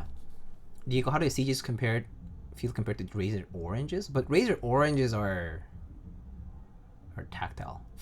So anyway, I think, right? I actually don't know. Yeah. Right. Anyway. But hey, Tfue caps guarantee makes you a better gamer. Keycap buff, okay? Plus 10 word per minute, easy, minimum. But yeah, no, this is pretty pog. I actually like it. It also even shows a rare upward trend in words per minute, which is pretty crazy. That's actually really rare to speed up over the course of speed up and then stay the same over the course of the typing test. Anyway, really nice. Let's take a look at the mods. Play a match of Fortnite. I actually don't even know how to play Fortnite because I never played it. I suck at like a lot of these battle royale games too. Anyway.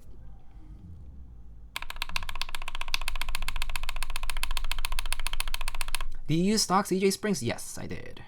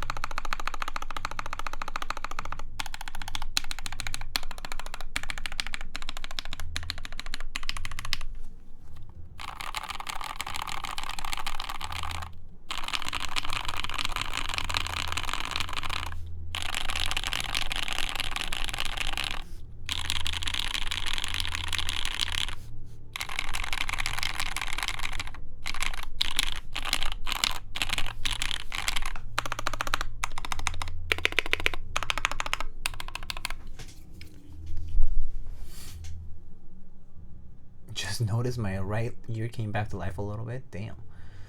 But yeah, they're very nice, very nice. Need to get Diego on a tray mount 60% for a typing test. I have a tray mount 60% if you want me to do that. I have a Fiel, okay? It does not have a Holy Pandas and a brass plate, but it is still a Fiel. I do have a Fiel, so. But it sounds very nice. I am very pleased with how this sounds. In fact, okay, based on how this sounds and how this feels right now, right, and how much it costs, if I have to recommend someone to try a custom DIY build, like not, like I get the NK87 or the NK65 or the KBD75 Lite, they do come with hot swap sockets. You can still lube your, you know, stabilizers, all that, you know. But if you have to start with a completely DIY kit, this KBD75 is a great option. Great option. And it sounds good. It feels good. It looks pretty nice, to be honest. And the price is pretty good. So I would highly recommend it. If I had to restart the hobby and if I loved this 75% layout, I think this would be totally fine to keep for a long time and to use. And yeah, it's a perfectly fine board. And I like it. I like it. I do like the improvements over the years to the design, even though it took a while. I mean, it's been now it's been almost 5 years now since the KBD75 V1 came out. And yeah. How does the E-White finish? Oh yeah, that's a good question. Let's check it out.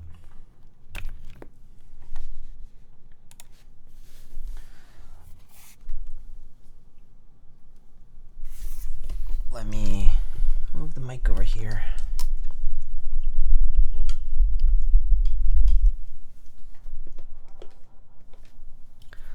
Alright, so as far as the finish goes, there. As far as the finish is concerned, the E-White looks really clean. Oh, that's just my fingerprint, I think. Yeah, I don't see any blemishes. In fact, the E-White finish here is extremely clean. Like, let me see if I can get a close-up here and the reflection, but like you don't really see any blemishes, and I think this is just my, oh yeah, okay, it's just dust. But like the finish itself is really clean. There is the back with the diffuser. The diffuser is nice and flush too with this like cover weight. Is the X is a hole in the case? I don't think it goes all the way actually. I think it only goes like a few millimeters or something. It doesn't go all the way through. Yeah. Probably for reset? No, I don't think so. Actually, I don't know. No, I guess it does go through. Okay, hold on. Let's see. Wait, no. I'm touching something here. Is this the diffuser? Maybe that's the diffuser here. But I don't know. Oh, actually, hey. We can test it out, right? If I plug this in, does the light come out of there? Oh. Okay, it is a diffuser then. That's a diffuser over there. Yeah, that is a diffuser. I mean, through the Rama. Through the Rama. That's a good one. But not all X's and O's are Rama works. Things.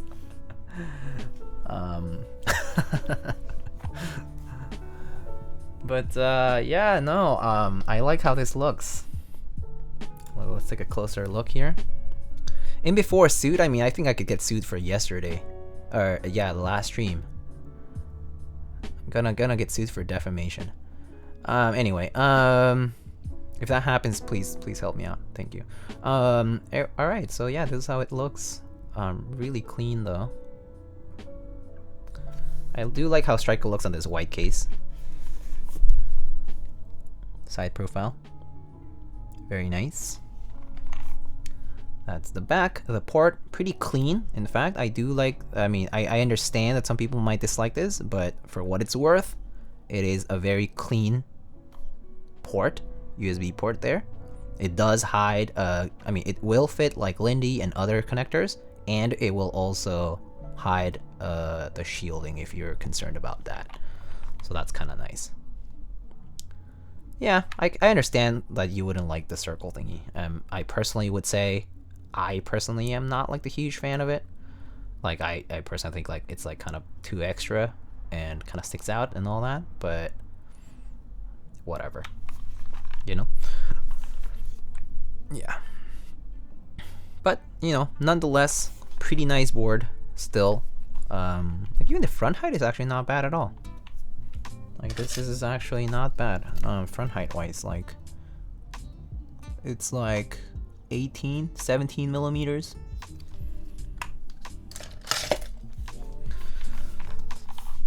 How much different do you think it would sound on aluminum or poly plates? Oh, it would definitely sound different, since I would say brass tends to be a little bit louder. You know how like brass instruments and stuff, they tend to like have that kind of resonance to them. Brass is a very loud kind of plate. So aluminum or polycarb would be a bit more muted than this. But I have to say that it already sounds, I mean, these particular switches, like this particular build, does sound very nice on the brass here in this case. But I would say like if you did with aluminum or polycarb, both would be pretty good combos as well. I would imagine it would sound much more muted, especially with the polycarb plate. I think alu would you'll still have a bit of a kind of this kind of like clacky sort of sound to it. But I do like how the brass sounds in this case though. It's like one of the cases that I do think the brass like sounds fine on. And I do think that this revision 3 does feel better than the revision 2 KBD75. So like it's not by a significant amount, but it's at least there. Like it's more palatable to type on this plate that's top mounted than the more rigid tray mount that has like specific tray fixed locations for the screws. I just rest my forearms and by extension my wrist float. Yeah, same here. I also just rest my elbows or forearms, so my wrists just float, so it's not a problem. What's my preferred typing angle? My preferred typing angle is like 8 or 9, actually. It's like between 7 and 9. It's like it's perfectly fine for me. I can type on 11. I can type on 6, 5. But I would say I tend to prefer the look of slightly steeper boards because it looks nicer for the profile, for the keycap profile.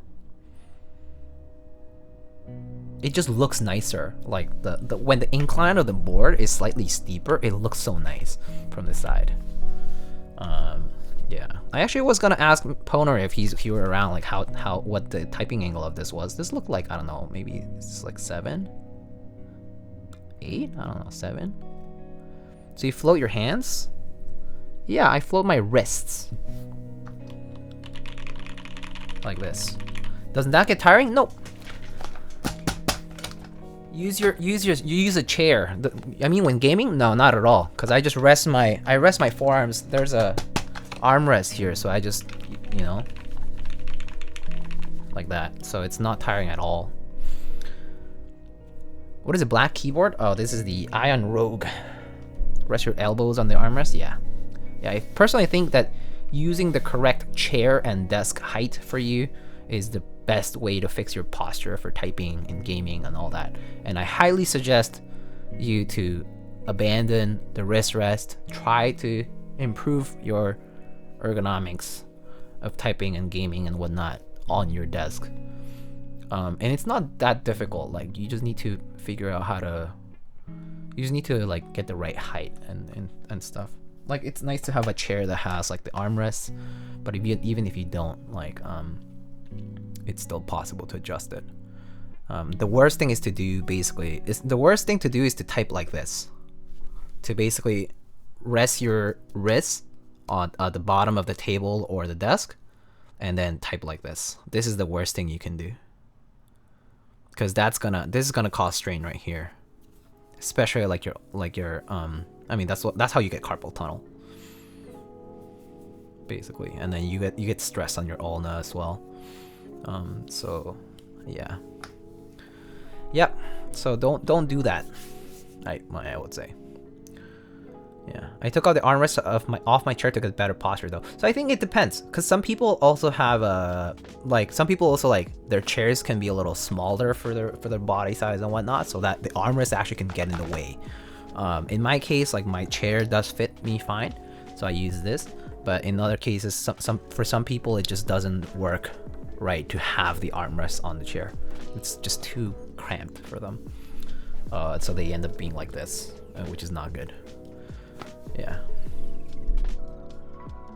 If you type like that using wrist rest is recommended, well, the recommendation as far as using a wrist rest is that you don't rest your wrist while you're typing, but when you're resting, you type your you can put your wrist on the wrist rest. But when you're actually typing, you can elevate a little, and then when you're resting, you just you can lower your wrist a little. But yeah. The issue is that the armrests are too tall. Oh, I see. Yeah, so in my case, I can adjust the height of my armrest, so that helps a lot. Yeah. Anyway, just a few things about that. Yeah, investing in a good chair and desk helps with that. Yeah, I think I've said it. 3 things that I think you should not skimp on, that you probably use on a daily basis, is your chair, your desk, and your bed. Those 3 things, I think, don't skimp on them. Spend enough money for it, for the right thing for you, and like it'll help you so much. It'll make your life so much better. Every day won't feel like a pain, literally. So yeah. All right, chat's been gone from there. There we go. It's back. But yeah.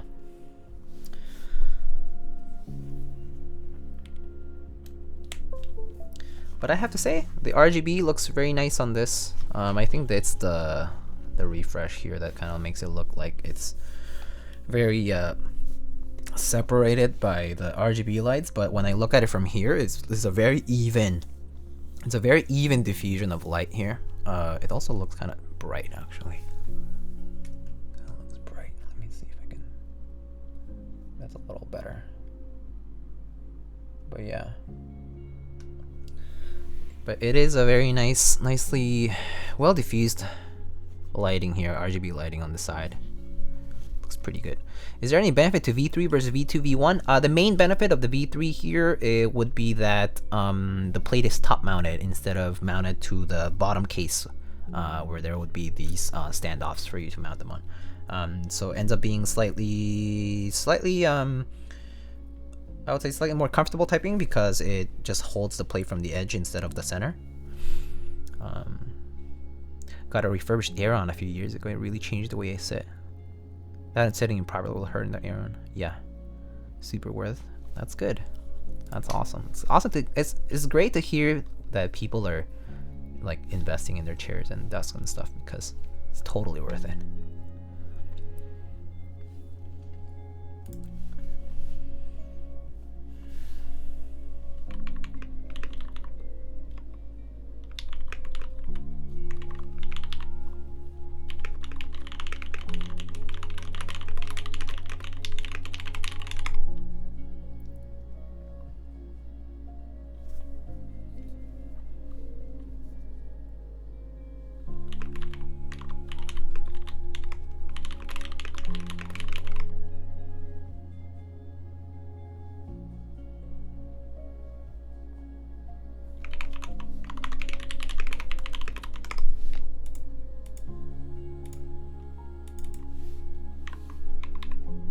Give me 1 sec.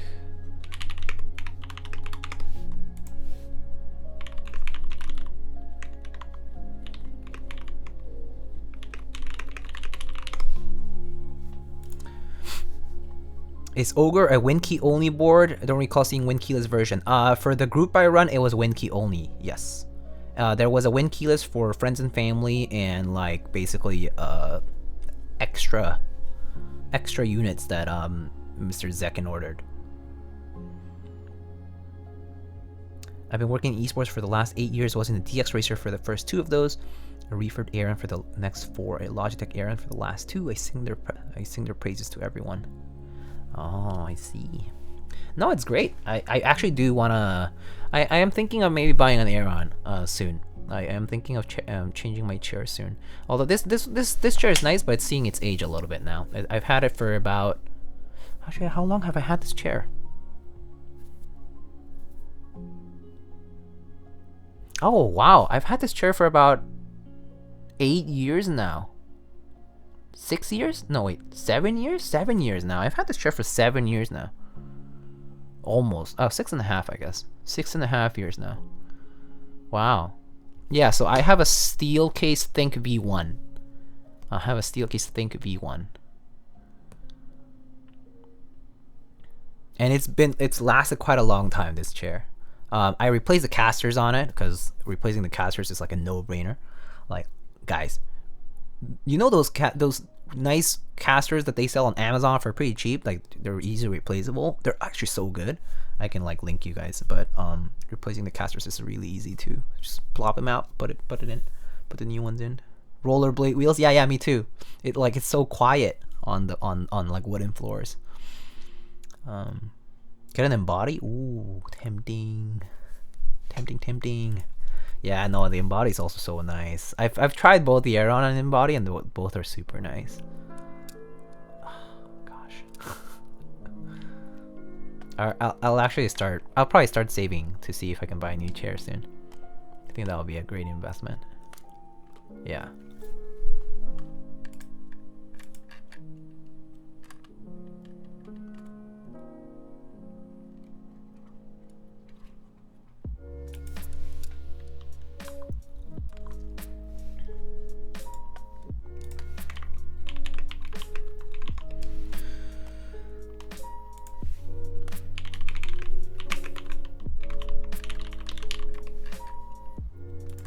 Have you seen the Iron 60? The one by someone else? Yeah, I think I've seen it, yeah.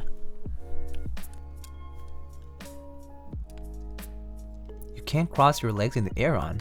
Huh. I guess to each their own. I don't know if I made the right choice with the embody. I haven't tried the Aeron. I think it's fine. Both are great chairs, to be honest. I think if you feel you're comfortable in your current chair, like the embody sense, I think it's fine. I think you're good.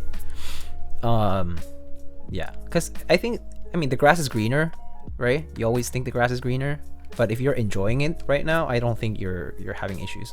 I think you should think about getting a new one if you're having issues, like if you feel uncomfortable with it somehow. Then you should be like, oh, okay, maybe I could try the Aeron some other time and buy it or something. Yeah.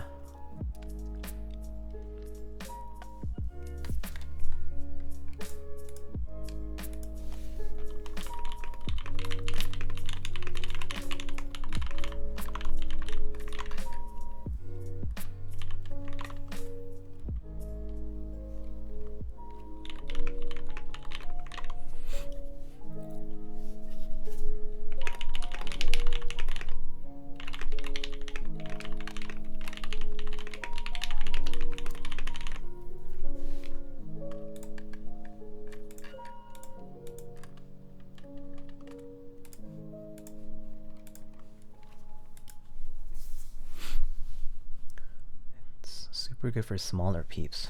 Interesting. This is all interesting discussion, guys. All right, so I guess we are technically done for tonight. But if you guys have any questions, let me know. Yeah. Is there anything else? I missed a sound test. I guess I can do one more before we go. I can do one more. Why not? And then we can go rate somebody. Oops. Oh, wait, hold up. I was looking something GPU related. There we go. All right.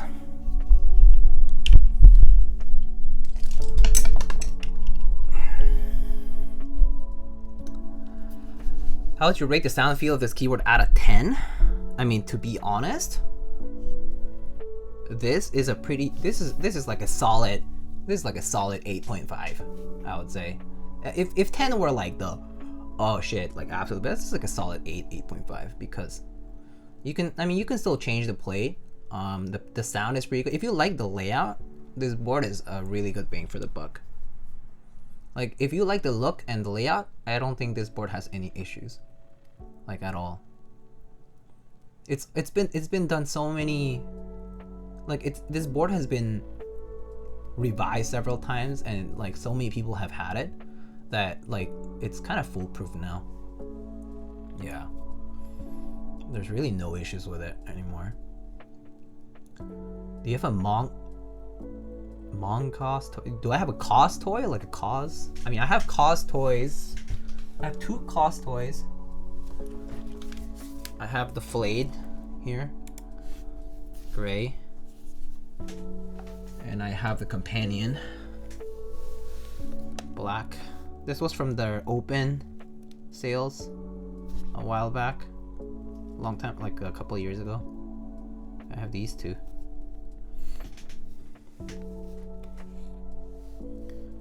But yeah, that's it though. That's all I had. I used to have a oh, which one was the one? The one with the, it was like a sad one, and I didn't like it too much. It kind of reminded me too much of a clown, that I decided to pass it along to a friend.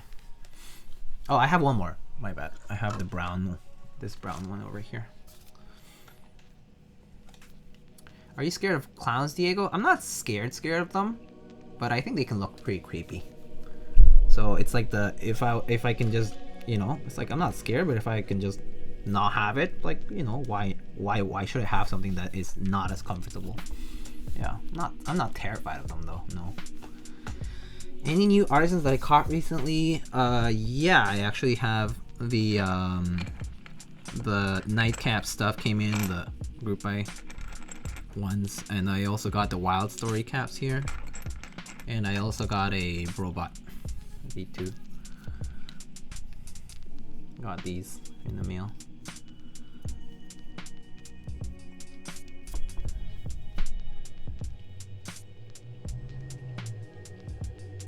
Do you get the skull you wanted for nightcaps? Wait, what do you mean? No, this is so these were the group buy ones from the Poison Summer 5.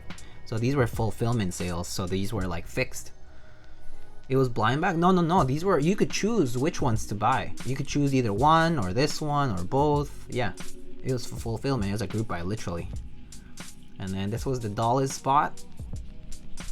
And then I got this from somebody else who won. And then I got these from with a wild story sale. Pretty cool, pretty nice caps. And then I traded for a Lurvana, but it hasn't come in yet.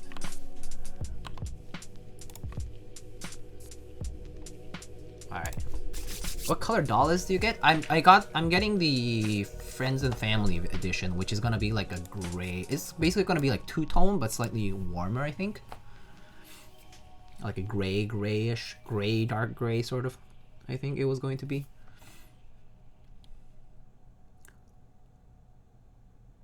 Meat ship in February? Yeah, that's what I heard. Alright, let's give this a shot, guys. One more time. For, I think, Mediocrity was the one who missed it. Let's give it a shot here.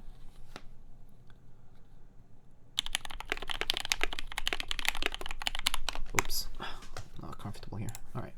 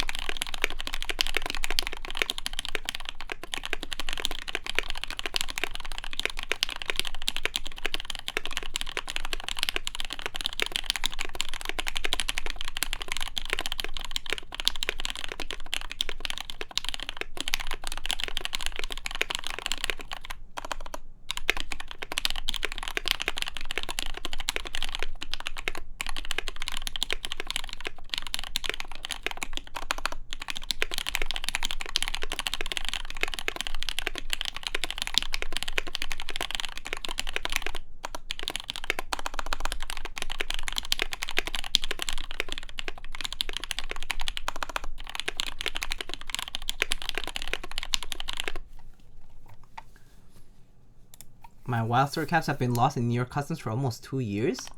Oh, that's a long time ago. Damn, that's probably lost. That's sad. Anyway, mods again.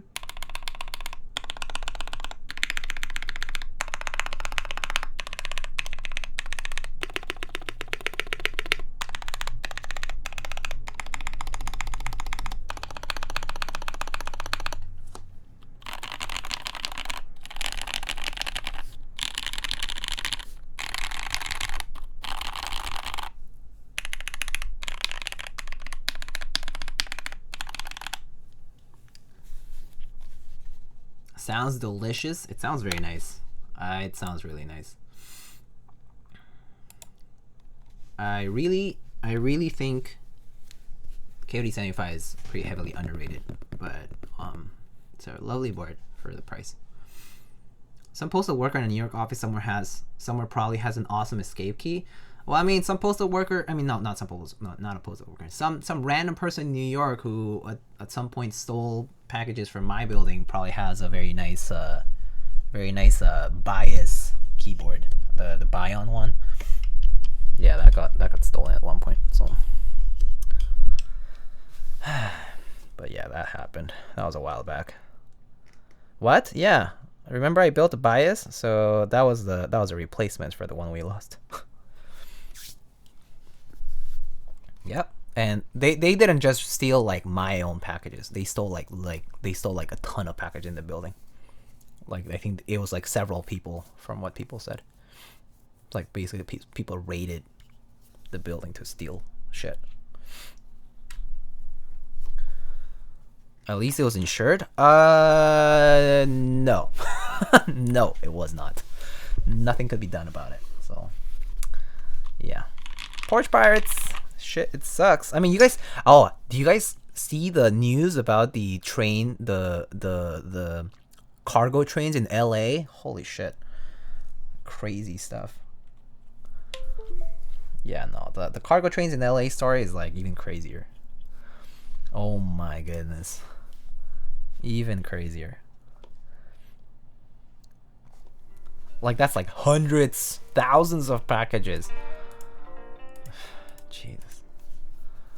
Got a friend got a Tokyo 60 stolen from the reception of his building. Oh, this board is top mount. Yes, this board is top mount. So this board, the KBD75 V3 or revision 3, is now top mount. Very nice and clean. I actually really like how this E-white came out too. It's very consistent, very even. Don't really see any blemishes or any kind of like caught dust, like, you know, any particles or anything like that. It's actually very, very clean. Really no complaints about this right now. Yeah.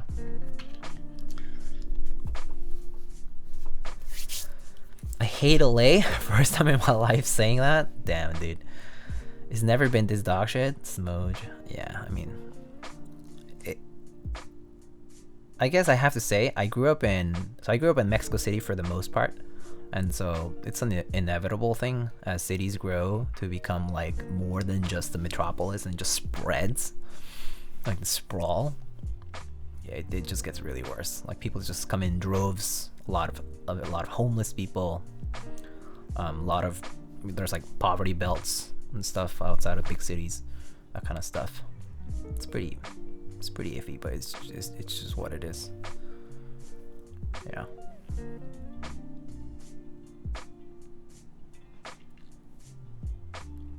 Alright, let's go rate somebody, shall we? Good to see Wayfans updating old designs. I think it's pretty nice. I think it's nice. I mean, considering that these are supposed to be pretty friendly for, like, quote-unquote entry level. At this point, I would say like they're just options of the many out there now, because there's a lot of quote-unquote entry or affordable, budget-friendly options. There's quite a lot now. Let's see. So I see Timeto. First time Milmax in a keyboard. I see CG Buin. We can rate CG Buin. They're building a KMAC Happy, or at least they're revisiting some build that they have done. And then I don't see any other people. Regalia Keeps apparently doing a 24-hour stream. Okay. And I don't see anybody else really. Chris? Yeah, let's go raid Chris. Anyway, guys, thanks again for coming by tonight. I hope you enjoyed the stream. I'll see you guys on the next one. I guess I could tease you a little.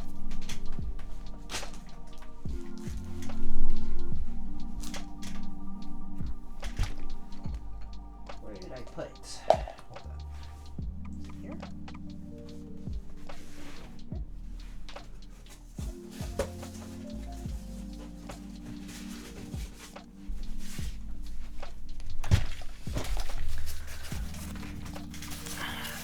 So the next build is going to be this.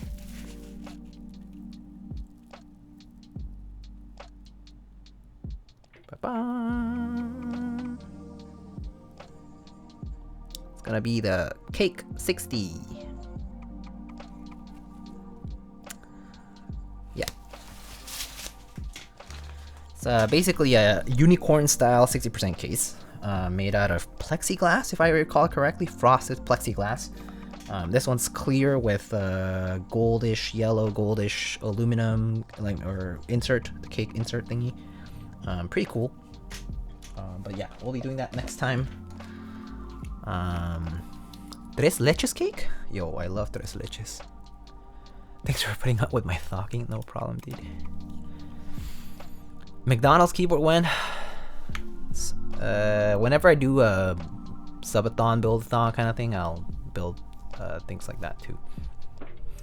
Whenever I have time. Probably not now. Probably after sometime in February or maybe in March, I would say.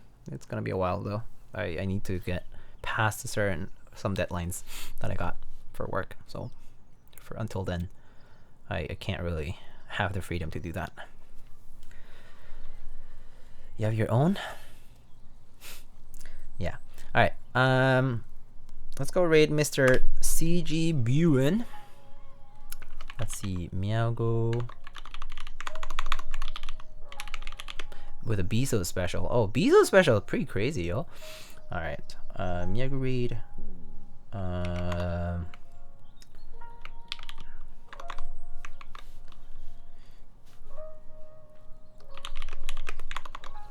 don't know what to say to Chris. I'm kind of tired to think about it. Let's see.